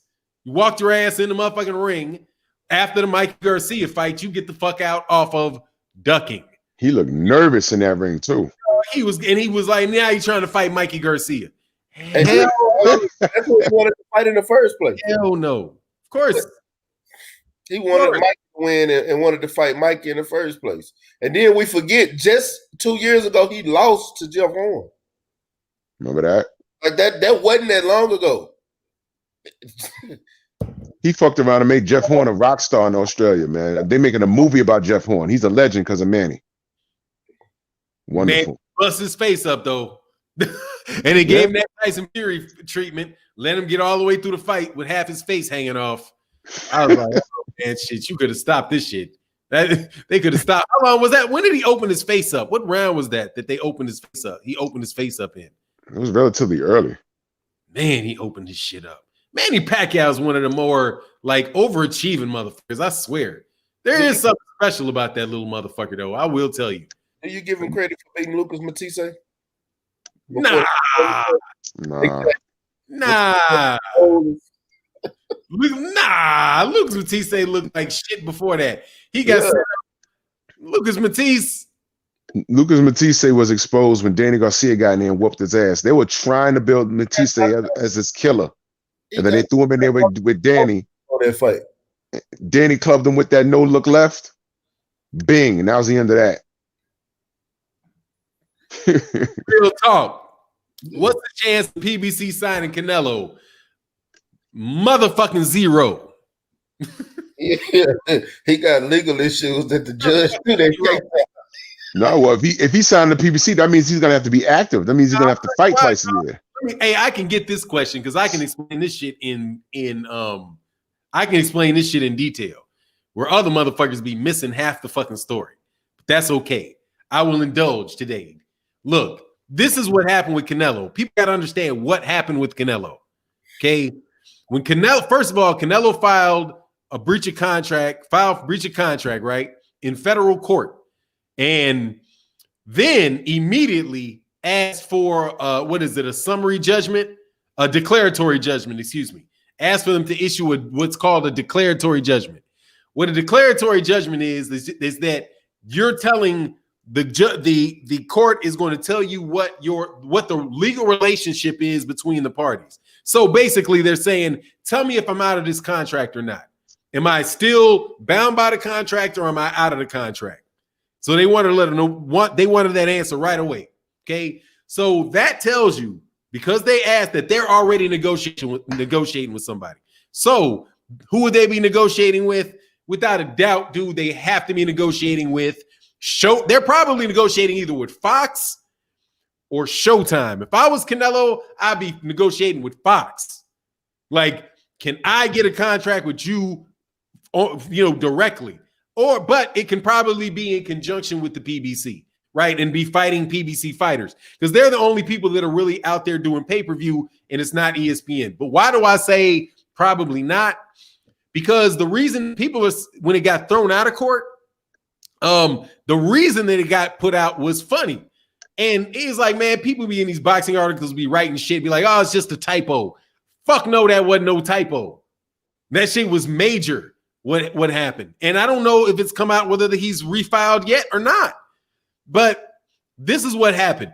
They were, in order to have it in federal court, you have to have something called, diversity of citizenship, right? Or it has to basically be an issue of interstate commerce, which means the people that are suing each other, they have to live in different states. They can't all live in the same state. They all live in the same state, then it would be whatever state that they live in would be the jurisdiction. But so when they put the names down, they just sued Canelo. Canelo sued Golden Boy and DAZN. And they just sued the companies like they were corporations. But they're not. But one or the other is not a corporation. One or the other or both is an LLC, which is a limited liability corporation. A limited liability corporation doesn't have shareholders. And you have limited liability, which means that when you get sued, that the members of the board get sued as well directly. Unlike in a corporation like an IBM or something like that, if you're a shareholder and they sue IBM, they don't sue you. You're just a shareholder. But if it's a limited liability corporation, they can sue you directly, which means you might have to come out of your pocket for some shit. So he didn't name any of the people specifically. So now that they were like, nah, you gotta tell me who the members are. That's why I'm wondering whether or not he's gonna actually go through with the lawsuit or not, depending on who it is that they're going to sue. So I'm waiting for him not to refile and for DAZN and them to come up with some type of settlement, because I think that would mean he would have to sue that billionaire directly. If DAZN is an LLC, then that billionaire dude out of the UK, that dude would be on that list. If Golden Boy is an LLC, whoever's partners in that LLC will have to get sued as well, and their names will have to be made public. So say somebody that you didn't want to know owned a piece of those companies, that is now going to be public knowledge if he files the name. So it was not like some just little ass mistake. It was something that was big. It was big. So the chance, I don't know. I don't know if he's even going to go all the way through with it. You know what I mean? But I would think that he would. You would think that just giving the names of members, members of the board for an LLC would be not a big deal. But I have a hard time believing that lawyers that he's paying that much money to miss that. You know what I mean? Like, that's some obvious shit. The type of corporation, because liability is a central issue to that. So anyway, yeah, that's the question to that, man. Sorry I had to get into some amount of detail, but hey, I appreciate you breaking it down for me, because I've been wondering. I actually got into an argument with somebody the other day, and they was telling me, I told you Canelo wasn't gonna win this, and I'm looking, I'm like, it don't feel like he lost. No, he didn't lose. That's what I'm saying. I'm like, y'all, I think you're overlooking, and I wanted a better explanation, and I'm glad you gave it to me. You gave me what I wanted to hear. Yeah, it's not. I mean, they just right now, all they have to do is refile. They dismissed the case, but in the decision said granted them the right to refile. So I'm not a litigator. So just that case, though, whatever that case number was, that case number is gone. But that doesn't mean that the cause of action is gone. I knew he was going to refile. Yeah, they just got to refile it. Yeah.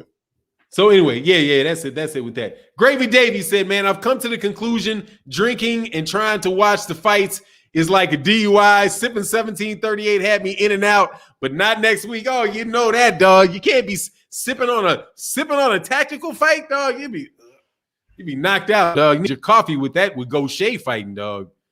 That dude is whew. I can do without him, dog. I ain't gonna lie. Lauren Anderson says, smash the likes. Yes, sir. Smash that like button, man. I appreciate y'all. So, okay, where were we before we said obvious paperwork errors are normally purposeful? Sounds familiar. Yes, it is what it is. But yeah, like a lot of people should be trying to tell you what's going on and all that shit. Like, you don't know, like more than that shit's a breach of contract. Like, I can't see how it's not. Like everything that they say, like half these stupid ass arguments, from what I know, that shit's breach of contract, dog. Because when they said, like, what was the issue? Something about him not fighting somebody that's a premier fighter. Like, yeah, but dude, you approve, huh? I said they were saying that he was supposed to fight 2 times a year, one of a fighter of his choice and one premium fighter, and they was calling fighters like Triple G, Khabib, Masvidal. They were calling UFC fighters premium fighters. The point of the matter is this, though. The point of the matter is that he could have defined that shit as a champion in a weight division. Yeah. You know what I mean? Or, I mean, there's a way you could define that word.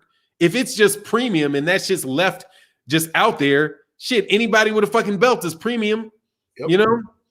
So it's just it just seems to me like it was just, you know, the Zone's trying to get out of it, or trying to get out of it more than likely, because it's a lot of money, dude. And Canelo Alvarez just, dude, I said it from the beginning, man, that they was blowing up Canelo Alvarez's numbers when they were saying he was getting 1 million pay-per-views for Julio Cesar Chavez Jr. and those Gennady Golovkin shits. They said those shits was 1 million, but you never saw any, just like usual, you never saw any official numbers. And the numbers they went over and said, oh yeah, this is what Canelo did. Man, that shit came from Oscar De La Hoya, dude. And he said the shit like in the after fight interview. Like, how do you know that shit sold 1 million, dog? What? Like the shit ain't even out there yet. But you know, they went for it. They went for the okie doke. And well, that's why that you know, now I'm understanding. That's why that they made him that franchise status. That's why they did that, because if I'm not mistaken, let's just say if he was like the regular WBC champion, right? And DAZN says no, Khabib is a premier fight. You're fighting Khabib next. Wouldn't the mandatory be able to sue, saying no, I want my shot? That's mixed up. Because yeah, go ahead. Watch this. Because if he fights Khabib, that's a non-title fight. Right. They're not going to they're not like going to Khabib fight for that. That's a non-title fight. No, that's what I'm saying. That's why they invented this franchise status, so they can still make money with him, but he won't be obligated to defend the real WBC belt. Because how's he going to defend the real WBC belt against? Say again? You got the WBA too. Exactly. So these guys will be able to sue. I mean, can you imagine being next in line for the WBA? Hold on. And then he says, no, I'm fighting Khabib. It's like this, say again? And he has the IBF in middleweight.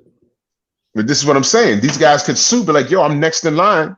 Nah, he doesn't have the IBF. The IBF is with Gennady Golovkin. Oh, that's right. He did drop it. Well, if whoever's the next in line, you know, that's my point. If I'm next in line to face this guy, and they say, nah, he's fighting Khabib, I'm like, this guy's not even a boxer. I want my shot. But if he's the franchise, he could do whatever the hell he wants. Yeah, with the WBC. But the WBA, he's got a. I mean, it would just, man, Khabib would have to be a non-title fight, man. They're just, because Khabib's not. Because Khabib's not a boxer. They're just trying to make some cornball ass fucking fights, like some YouTube shit. They're calling it a premier event. Like, it could be a premier event, but it ain't no premier boxing match. Well, let's get up off of that, man. Jaron Ennis said Ugas versus Boots Ennis. Man, I don't know, man. That's tough, man. Who you got in that fight? Stay ready. Unless we got to try to click through these things. We got a couple more things. Who you got in that fight? I got Boots. Why you got Boots? I got Boots. I look at it. Ugas is a good fighter, but Boots got more intangibles. I think he's more talented, more intangibles, younger, all around better fighter in my opinion. Ugas is a good talent. He's a good fighter, great counterpuncher, strong fighter, but I don't think he can handle Boots. I think Boots is just going to come at him and give him problems from the moment the bell rings. Same way he just did in his last fight. As soon as the bell rings, he was on his ass. I think he'll do the same thing to Ugas. It's not going to be a boring fight like Ugas and Porter was. Yeah, it's tough, man. Because on the inside, dude can fight, man. On that inside, who do you got in that? Well, let's move on because you answered that. My take on is I'll take Boots over Ugas right now.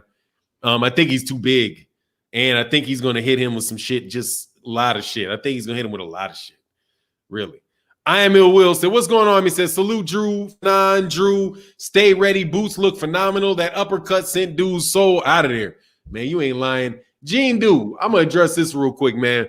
Gary versus Haney ain't competitive. Haney hits him like a truck. Dog, Haney's not knocking people out at 135 pounds, man. Haney's not like some dude that is bowling over people at 135. Maybe he will at 140, and maybe it's the weight or something. But, oh man, I think that's a competitive fight. think it's more competitive than Yurioka's Gamboa, and it would probably be his toughest fight to date, man. Gary Russell Jr. is a very, very good fighter, man. And the one thing that has just got me through all of this stuff has been the disrespect for Gary Russell Jr., man. It's like, dude, what? I don't know why people think this dude is just like, it's like people think he's make-believe or something, you know? Dude is not make-believe, man. That is a legitimately world-class fighter, dude. That is not going to be easy money for Devin Haney. Now, if he winds up, beating him because he's too big and all that, dude, hey, man, impress me with it. It would be something that would impress me if he was able to bowl over Gary Russell Jr. like that. I just think you underestimate a little dude that is used to fighting bigger dudes. That's not something new for him, fighting guys that are taller or longer. Maybe not that much taller and longer in a professional match, obviously. But anyway, that's my take, man. I said Haney is talented, but when did he become a KO artist? He's not a KO artist. He's not a KO artist, but he's a bigger fighter, and which is is definitely a fact. He's definitely a bigger fighter. What were you saying? Stay ready. I just asked the question. Who said he was? Yeah, pretty much. So, let's get questions to the panels, man. We go straight to questions with the panel because I wanted to make sure today that I didn't mess up, did not, get to super chats or whatever. Or stay ready if you got something a topic you want to talk about, or Drew, if you have a topic you want to talk about, we can get into that does not include who's ducking between Devin Haney and Gary Russell Jr. I wanted to ask you guys about Jamal and Deverenchenko. We talk so much about Rosario and Jamel. We don't talk about Jamal and Deverenchenko. Go ahead, man. Yeah, go ahead and roll with it. We can roll with that. Man, what did y'all take on that fight and who y'all got winning? You can go ahead, Drew. I got Charlo whooping his ass. That guy's food. He's breakfast, lunch, dinner, snacks.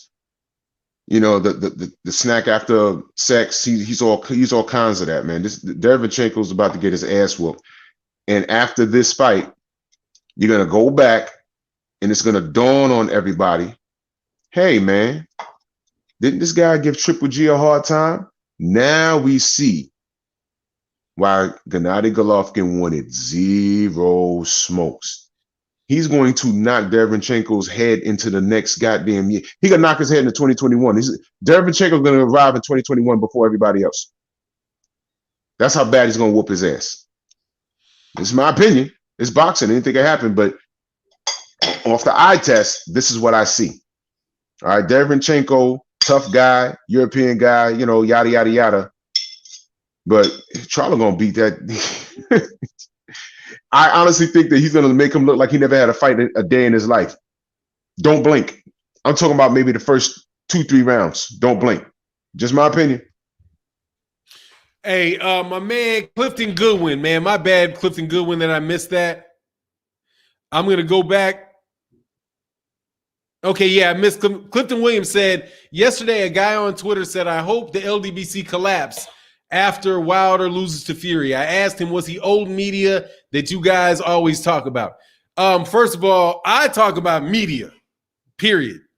I don't see any difference between media is media to me. YouTube media, print media is media. So, but more than likely, when you were talking to that guy, he was neither one. He's what you call a troll, period. Just a troll. You know what I mean? I wouldn't, and because new media is not going to hope that LDBC collapse. Nobody from new media would say that. Nobody from old media, which would be like the Rings and them, they won't even let the LDBC name out their mouth, for fear of people learning about us, as if people don't already know who we are. You know what I mean? We got 700 people in the chat talking boxing on a Sunday morning at 8:00 in the morning. So y'all know us, but no, they're not going to say that, man. And more than likely, no, they're not the media, new media or old media. But new media are guys like Blue Blood. Stay ready. Do you consider yourself new media? Well, I tag it in some of my posts just because it helps out, but Yeah, it don't matter. Whatever. But you media. You go to media. So new media. I consider myself new media. Yeah. If you media, I mean, you can be in the LDBC and new media. That shit, you know. I ain't strutting like that. I know I'm cool with fights, but I know that's Boxing Ego and them. They started the new media thing, you know, but I never looked at myself like I was new media. I just jump in and, you know, and do my thing when I be at these fights and covering the fights. Right. So, yeah, those are the media cats. But no, more than likely that's not who that is. That's just haters. Yeah. And, they definitely hope we collapse. That's like a daily prayer. But then again, they really don't. Because if we leave, then what would they talk about? You know what I mean? So it's just that's what they are. That's their purpose. For every action, for every action, there's an equal and opposite reaction. Well, we are the action. They are the reaction. So you will see a lot of hating motherfuckers talk about the LDBC because the LDBC is doing a lot of really good shit. And it's just kind of like that. It's just that's how life rolls, man. But don't worry about it. We used to just call them racists.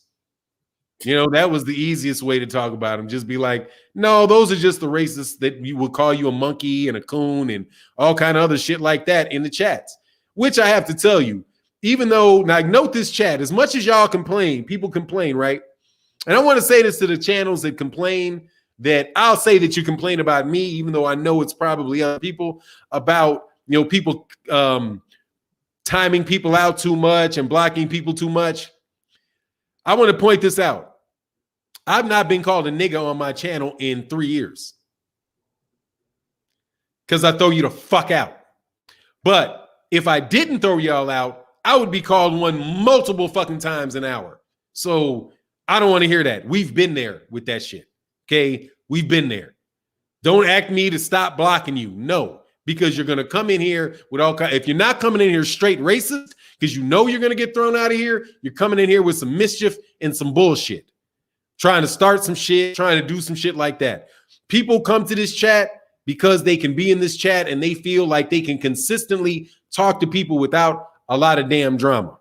And y'all want to bring the drama, and the wrenches ain't going to let you bring that bullshit up in here, man. So anyway, that was the I wanted to make sure I got to that super chat because I definitely missed that. We were on the Charlo or the Deverenchenko thing. So my take on the Deverenchenko thing is I think Deverenchenko's going to get knocked out. I think he's going to get knocked out. He was in some war. He was in wars, man. He's been in a couple wars lately with Daniel Jacobs, and he was in a war with Gennady Golovkin for both of them. And he's there to be hit. Like, I think it's an easier fight than Matt Korobov is for sure for Jermell Charlo. And I think that's the reason why those guys never fought Matt Korobov. Because a southpaw guy that can counter you and all that side. That's why I don't think he got the shots that he could have got. But I think the jab, the straight right hand, that left, it's just going to lift him.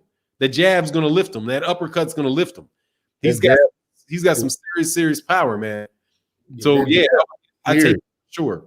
Huh? I said that jab is serious. Yeah, it definitely is, man.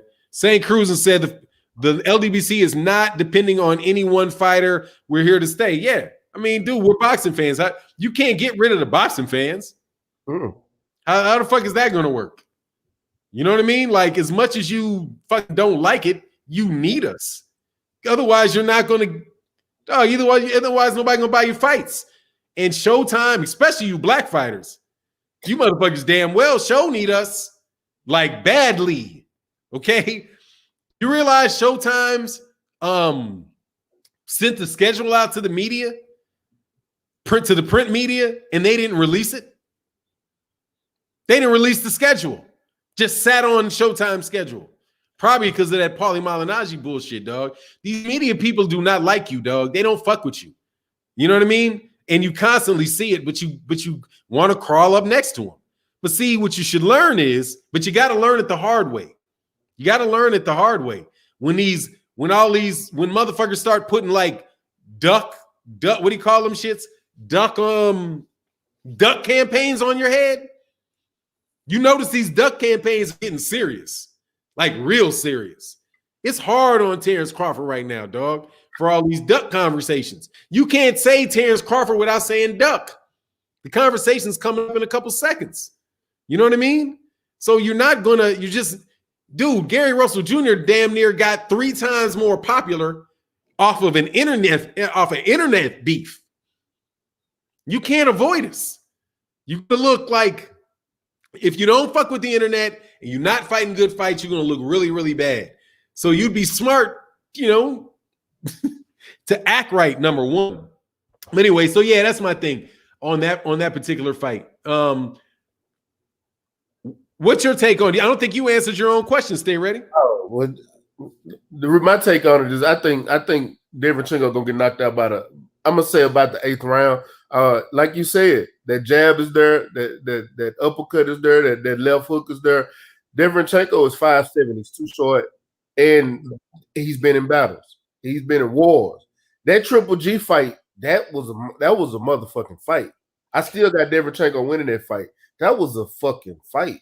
And then you coming off there going into another hard fought fight with somebody like a Jamal Charlo, who and look, I've stood next to him. I'm 6 foot tall. I'm 296 pounds, and Jamal Charlo looked bigger than me all the way around. So he looked solid, bigger than me. And just looking at him and looking at Devin Haney, I don't think Devin Haney have a snowball chance in hell. I don't think he got a snowball chance in Arizona. Like this, like, this is gonna be I think it's gonna be a good fan pleasing fight. I think that fight is gonna be a real good fan pleasing fight, and it's gonna lead us right into the main event with Jermell Charlo and Jason Rosario, and it's gonna have us really amped up for the banner in that fight, because that's gonna be a hell of a back and forth. Even though I got Jermell winning, that's gonna be a hell of a back and forth. On Jamal or Jermell? Jermell. Oh, okay, on Jermell. Yeah. Going in, I think we're gonna get a lot of action in that fight. I think it's gonna be a lot of action in that fight. It's gonna start off that way. Somebody's gonna get hurt and start backing up eventually. But what do you think? You think both of Jermell? You think both the Charlos gonna get through these fights? Oh yeah, I think both of them gonna get a knockout. I think so. What you think? Yeah, I think so too, man. I'm really hoping that they do, man. Even though they do talk, kind of sideways. I like Jermell Charlo, man. I think he's really grown on me, man. He's crazy. He's so crazy that I gotta like him. He's a shit talking motherfucker. Man, full time, dog, for sure. The laid back, quiet one. Jermell is gonna talk. He gonna tell you how he feel. He don't give a damn whether it sound right, whether it sound or not. He's gonna tell you exactly how he feels. Period. Man, is he gonna tell you? Nah, he full black. Hey, BBG said Bud equals WAP. Dog, that shit was just terrible, man. Doing that to Bud like that. But yeah, man, the day of the duck is over, dog. Because look, I'm gonna tell y'all too. It ain't changing because people making money off y'all ducking now. Mm-hmm.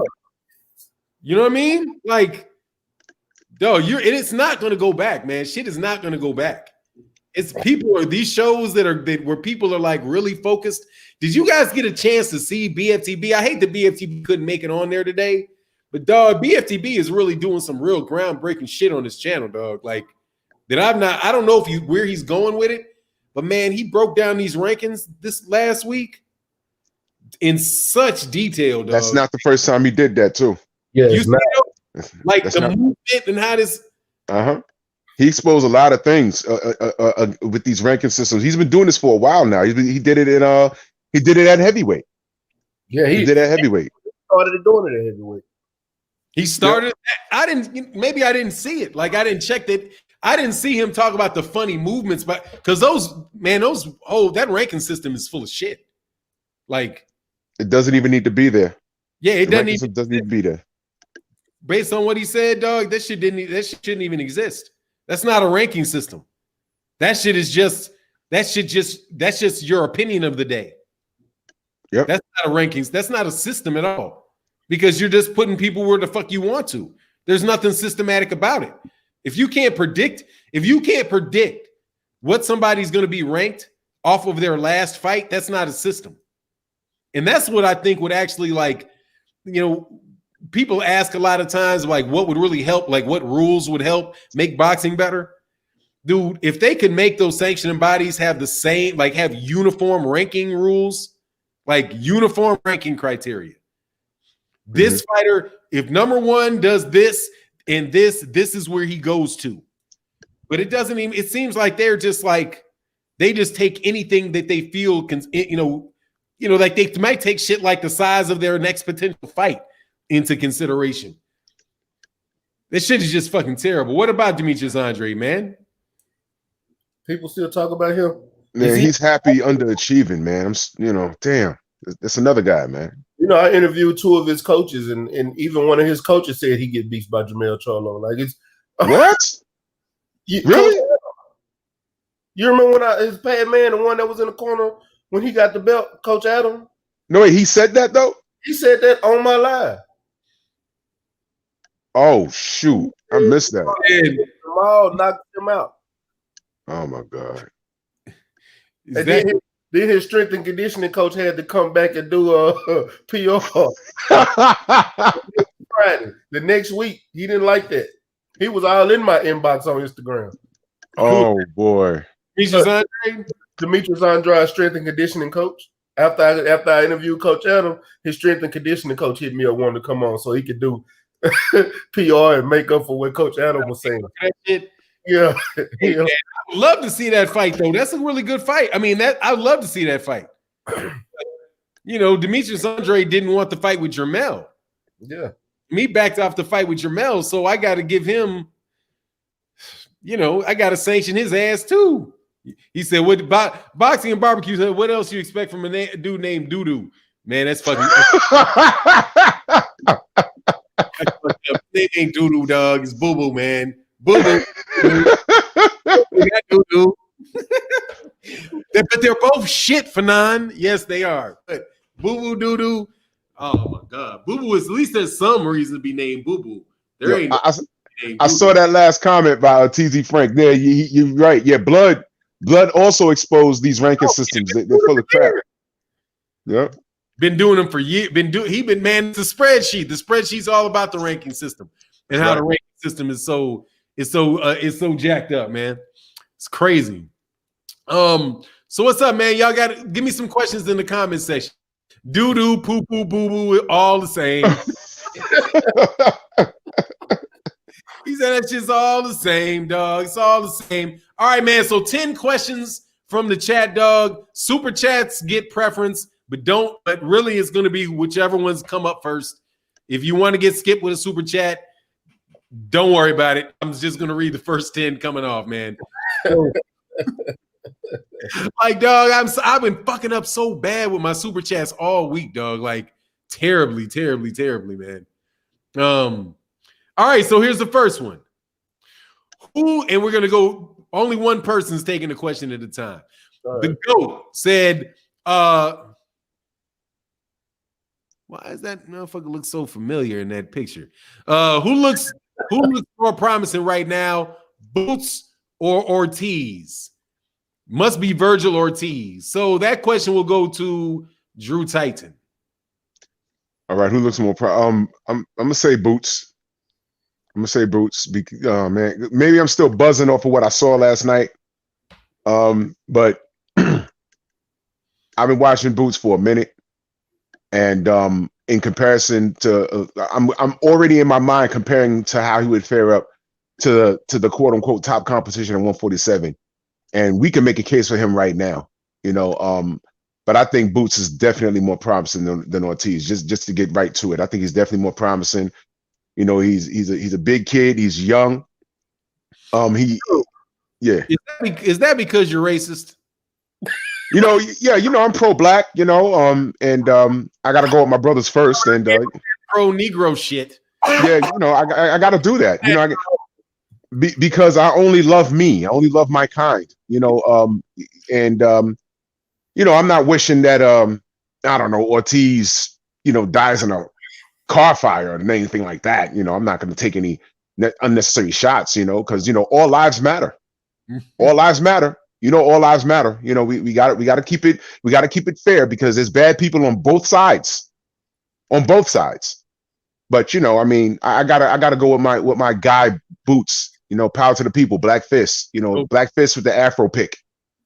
All right, but seriously, I'm gonna go with Boots. I'm gonna go with Boots, man, because I think the division he's in right now, 147. I think he's gonna shine. I think his star is gonna burn brighter than Ortiz. But you know my status on it. Yes, sir. Anyone disagrees with me? Let's see the fight. Stay ready. Don't bring that Texas and shit in here. Your ass will be like Errol Spence. I'm gonna be honest with y'all. Boots is got more promise than Ortiz. Ortiz still learning. Boots, man, it looked like Boots is right there ready to go at it with everybody. Ortiz still got a lot to learn. I watched first time I saw Ortiz when I went to Jaime Munguia versus Inoue at 154 right here in Houston, and I went. And Ortiz was the co-main, and I'm looking at this kid 9-0 with 9 knockouts. I'm like, who is this kid? And from Dallas, I never heard of him.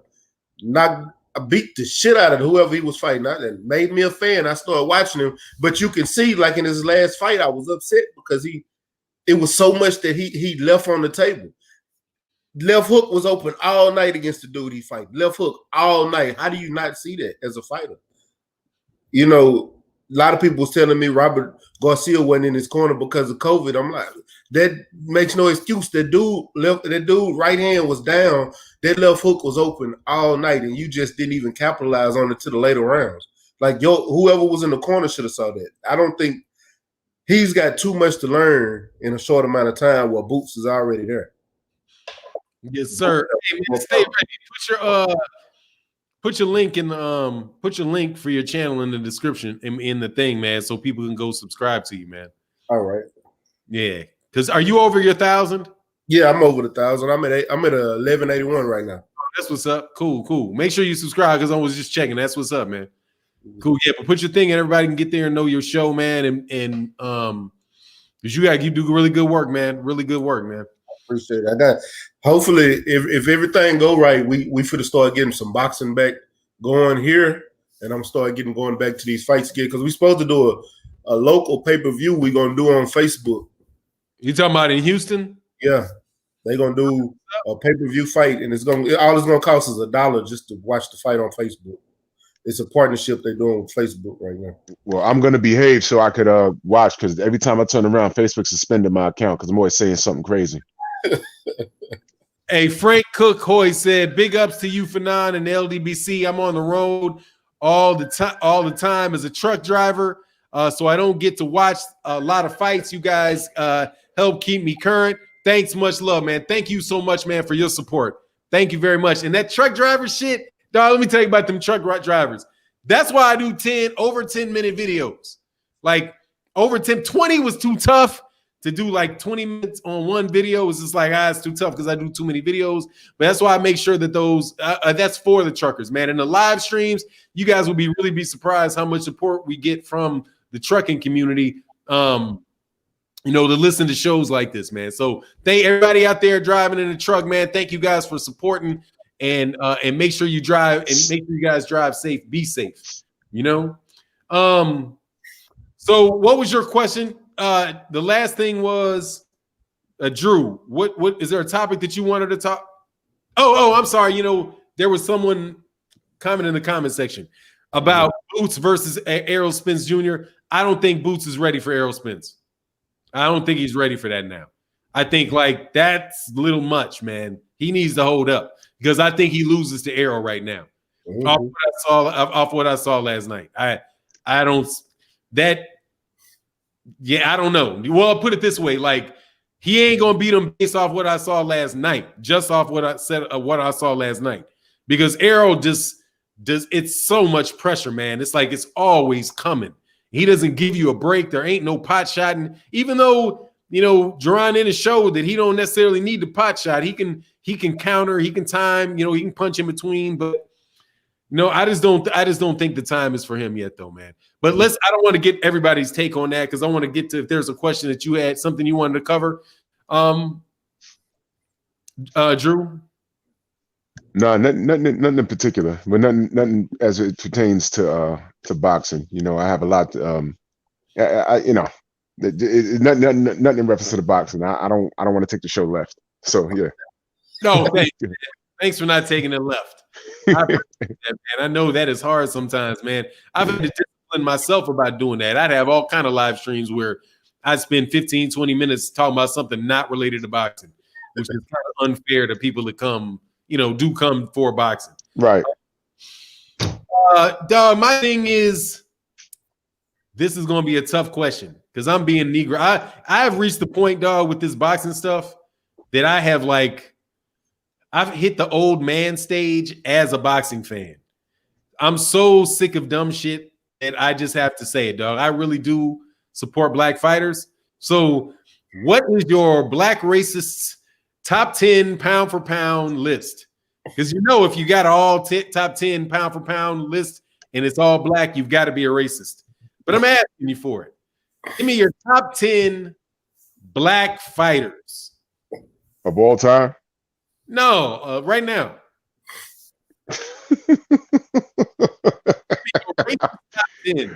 Oh man. They ain't gonna like this. So I'll play with them. Clubber Lang, Apollo Creed,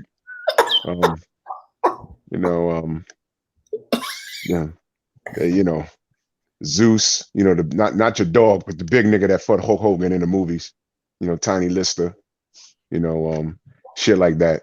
Those are my top 3. And yeah. Now seriously, I'm gonna go Errol Spence, and this is it's gonna be hard to put them in order. Well, not really. Pound for pound, we can't put in heavyweights. So I can't put I don't care. You're a racist. What do I care? Okay, all right. Okay, all right. So let's play the game. Deontay Wilder. Deontay Wilder. Errol Spence. Crap. We put him in no particular order. No particular order, dog. Just your 10. Just throw 10. It don't matter. I know it's off the cuff, so you don't have to do the numbering. I mean, but it's too easy because who else is doing shit? Who else is doing shit? This is the Paulie Malignaggi argument. Hey, who else is doing shit? Pasiana said, Fannon, you going on Twitter today, brother. Brother said, yo, racist pound for pound. Dog, every time this is why I call it a racist pound for pound list, Boxiana. Because if I do my legitimate pound for pound list, they call me a racist. So, because this is my straight up pound for pound, no bullshit aside. Like, because I don't put cheaters in there, right? So, Terrence Crawford, if he wasn't ducking, it'd be Terrence Crawford, Lomachenko, Errol Spence, Jermell Charlo. I got Vasily Lomachenko in there. Gary Russell Jr., Beterbiev, Jose Ramirez. I'm sorry. Move back up. Gervonta Davis. Throw Gervonta Davis up in there somewhere. And then the other 2 could be, I did have Terrence Crawford. Those are the guys that I think are the best fighters. And you can throw somebody else in the last 10. Last 2, but I think those are the best fighters in the world. Maybe, Manny Pacquiao towards the end or something. But I really think those guys are the best fighters in the world. I think all of those guys that I named should be up there. But if I say that, that's what I'm called. You're a racist. Black people allowed on a pound for pound list at the same time. Mm-hmm. That's what it's always seemed like to me. Like there's only you have who's on ESPN's now? Because why is a New Way on that list? Exactly. For no good reason whatsoever. He doesn't. Why is he there? He doesn't even fight in a weight class that has over 100 people fighting in it. They went and found some Asian kid that wasn't fighting nobody but Asians and come over America. And like I was telling people, I said, Donito Donaire gonna beat that dude. And damn near did. Broke his orbital bone. If that had been anybody else, that dude would have quit. He broke his orbital bone in the middle of the fight. and he fought it out. I give Inoue fake. He got hard. Rigo beats the shit out of him, man. I don't care what anyone says. And let me super chats real quick. Damon Weston said, Ennis is a problem for any welterweight, especially Errol after the accident. Come on, be real. If Porter can hit him, Boots would 100%. Dog, look, man. You act like Boots is, first of all, Damon Webster, you need to worry about him whooping Terrence Crawford's ass, okay? Because Errol got shit to do. You ain't even got to worry about Errol and Ennis because Errol got shit lined up. We got to worry about your boy Terrence Crawford getting his ass whooped by Ennis, don't we? Seems like that's more realistic fight because he gonna fight kids better than Kell Brook, is better than Egas Klimas too. You know what I mean? Like, why you giving advice, worrying about Errol's car accident? You need to be worrying about that accident called Terrence Crawford's resume. Just let you about that accident sitting right in your face. Big fucking just destruction. Jose Ramirez, Fannon, do you even watch boxing? Hell yeah, Jose Ramirez can fight. Fuck why? Why wouldn't I say Jose Ramirez? Ain't got a hell of a punch output. Hell yeah, Jose Ramirez can throw. I put Jose Ramirez up there. Who you got Jose Ramirez? Who do you got in the Jose Ramirez and Josh Taylor fight? Yeah, that'll be the last one. Then we got to bounce. But who you got in Jose Ramirez, Josh Taylor? Stay ready. Man, Jose Ramirez don't get tired. That's a hard one. That's a hard one. Damn. I'm gonna go with the Energizer Bunny. Damn. I'm gonna go. I gotta go with Jose Ramirez because I don't think Josh Taylor has Josh Taylor even fought anybody that fights Mexican style. I mean, Regis Prograis comes forward as a come forward fighter. Come forward, but Regis Prograis is a counterpuncher. He's not that. Jose Ramirez is gonna come forward, but he's throwing. He's not gonna stop throwing at your ass. Yeah, I got Jose Ramirez in that. I got Jose Ramirez in that shit too. I got Jose Ramirez, man. But then Josh Taylor might be able to pull it out, man, because you know how it go. I like that little white boy. Yeah, that dude can fight, man. He's a dick. I don't like him because he dissed me. But other than that, you don't like him because you're racist. No, I don't like him because he talks shit about me. He mentions Fannon name for real. No, yeah, but Fannon, you're a racist though. You're a racist. No, I'm a victim of white supremacy, racism, white supremacy. That's why they tell me, they say, Drew, you're racist, man. You don't like white people. I said, no, man, I don't like anybody. Yeah, I don't like anybody that don't like me. Shit. E. Flim in the building. I'm sorry, E. Flim. Did I miss your first one? He remember said, he just gave a super chat, man. Much love in that super chat, man. Thank you. Like that Kango. I keep telling him about that Kango, dog. I need to bite that Kango. But look, man, any final words, man? We up out of here, man. Thank you guys so much for coming today. It's been a great Fannon Live. Thank you for coming. Stay Ready Boxing. Let them know how to get in contact with you. Stay Ready. Man, y'all, look, I just put my channel in the chat again. Y'all come support. I got an interview with Isaiah Clark tomorrow. He's one of the Freeway Ricky Ross fighters. I'm gonna be doing a lot of. I got 8 interviews lined up coming up, one every Monday on Ringside Views. So y'all come check me out. Ringside Views on Mondays, right here, right after 78. Every Monday and Tuesday I do a live stream, but Ringside Views is every Monday at 8 o'clock, right after 78. So y'all come check me out. Yes, sir. Who's picking on Fannon? Ain't nobody picking on me. Who's picking on me? I drive. Hey, don't fuck with. Hey, you know I'll throw your ass out. Nobody picking on me. He was talking about Josh Taylor. She was talking about Josh Taylor. Oh, but Josh, stop picking on Fannon, man. Fuck that dude, man. That dude out there, just nigga, my name was there. I ain't even getting into that shit. But dog, it's like, man, how am I gonna get hate? Dog, I've been literally hated on by world champs. Like, don't you motherfuckers know I'm a fan? You ain't supposed to be talking to you. You're not ever supposed to mention my name, dog. Ever. As soon as you do, you know that you're being a dick. I'm a fan, man. Just keep my name out your mouth, man. Let's keep it pushing. Anyway, Drew Titan, man, let them know how to get you, man. I am Drew Titan, Bronx on deck. Shout out to the entire LDBC. Shout out to you, Fannon. Shout out to Stay Ready. I like watching Stay Ready's live streams, man. He be chilling there on his porch with the cigar, man. That's the shit right there, man. Yeah, you can follow me on Instagram under the same name. You can follow me right here. on YouTube also, same name. Every Sunday, 7 p.m. Eastern Standard Time, Bronx time. I talk health, wellness, and boxing, and sometimes I have on a guest or 2 or 3. You know what I mean? And I would say follow me on YouTube. I mean on Facebook, but I get suspended like every other day. I get suspended. It's crazy. You know, Facebook? Yeah, on Facebook. It's like why even bother? Are you threatening to beat anybody up? Nah, you know, just I defend myself against racism, and I tell a Trump supporter where to go and what to eat while he's doing it. And next thing you know, I get 30 days. It's crazy. Like, all right, damn. The Twitter pin, dog. That's crazy. But all right, man. Look, man, thank you to everybody for coming, man. We will be back next week. Thank you again, man. Drew Titan, thank you for coming. Stay Ready Boxing, thank you for coming. Thank you guys for supporting us about the week. We'll be out. You know, shit starts again next week. So check us out. And with that, we out. Peace. Peace.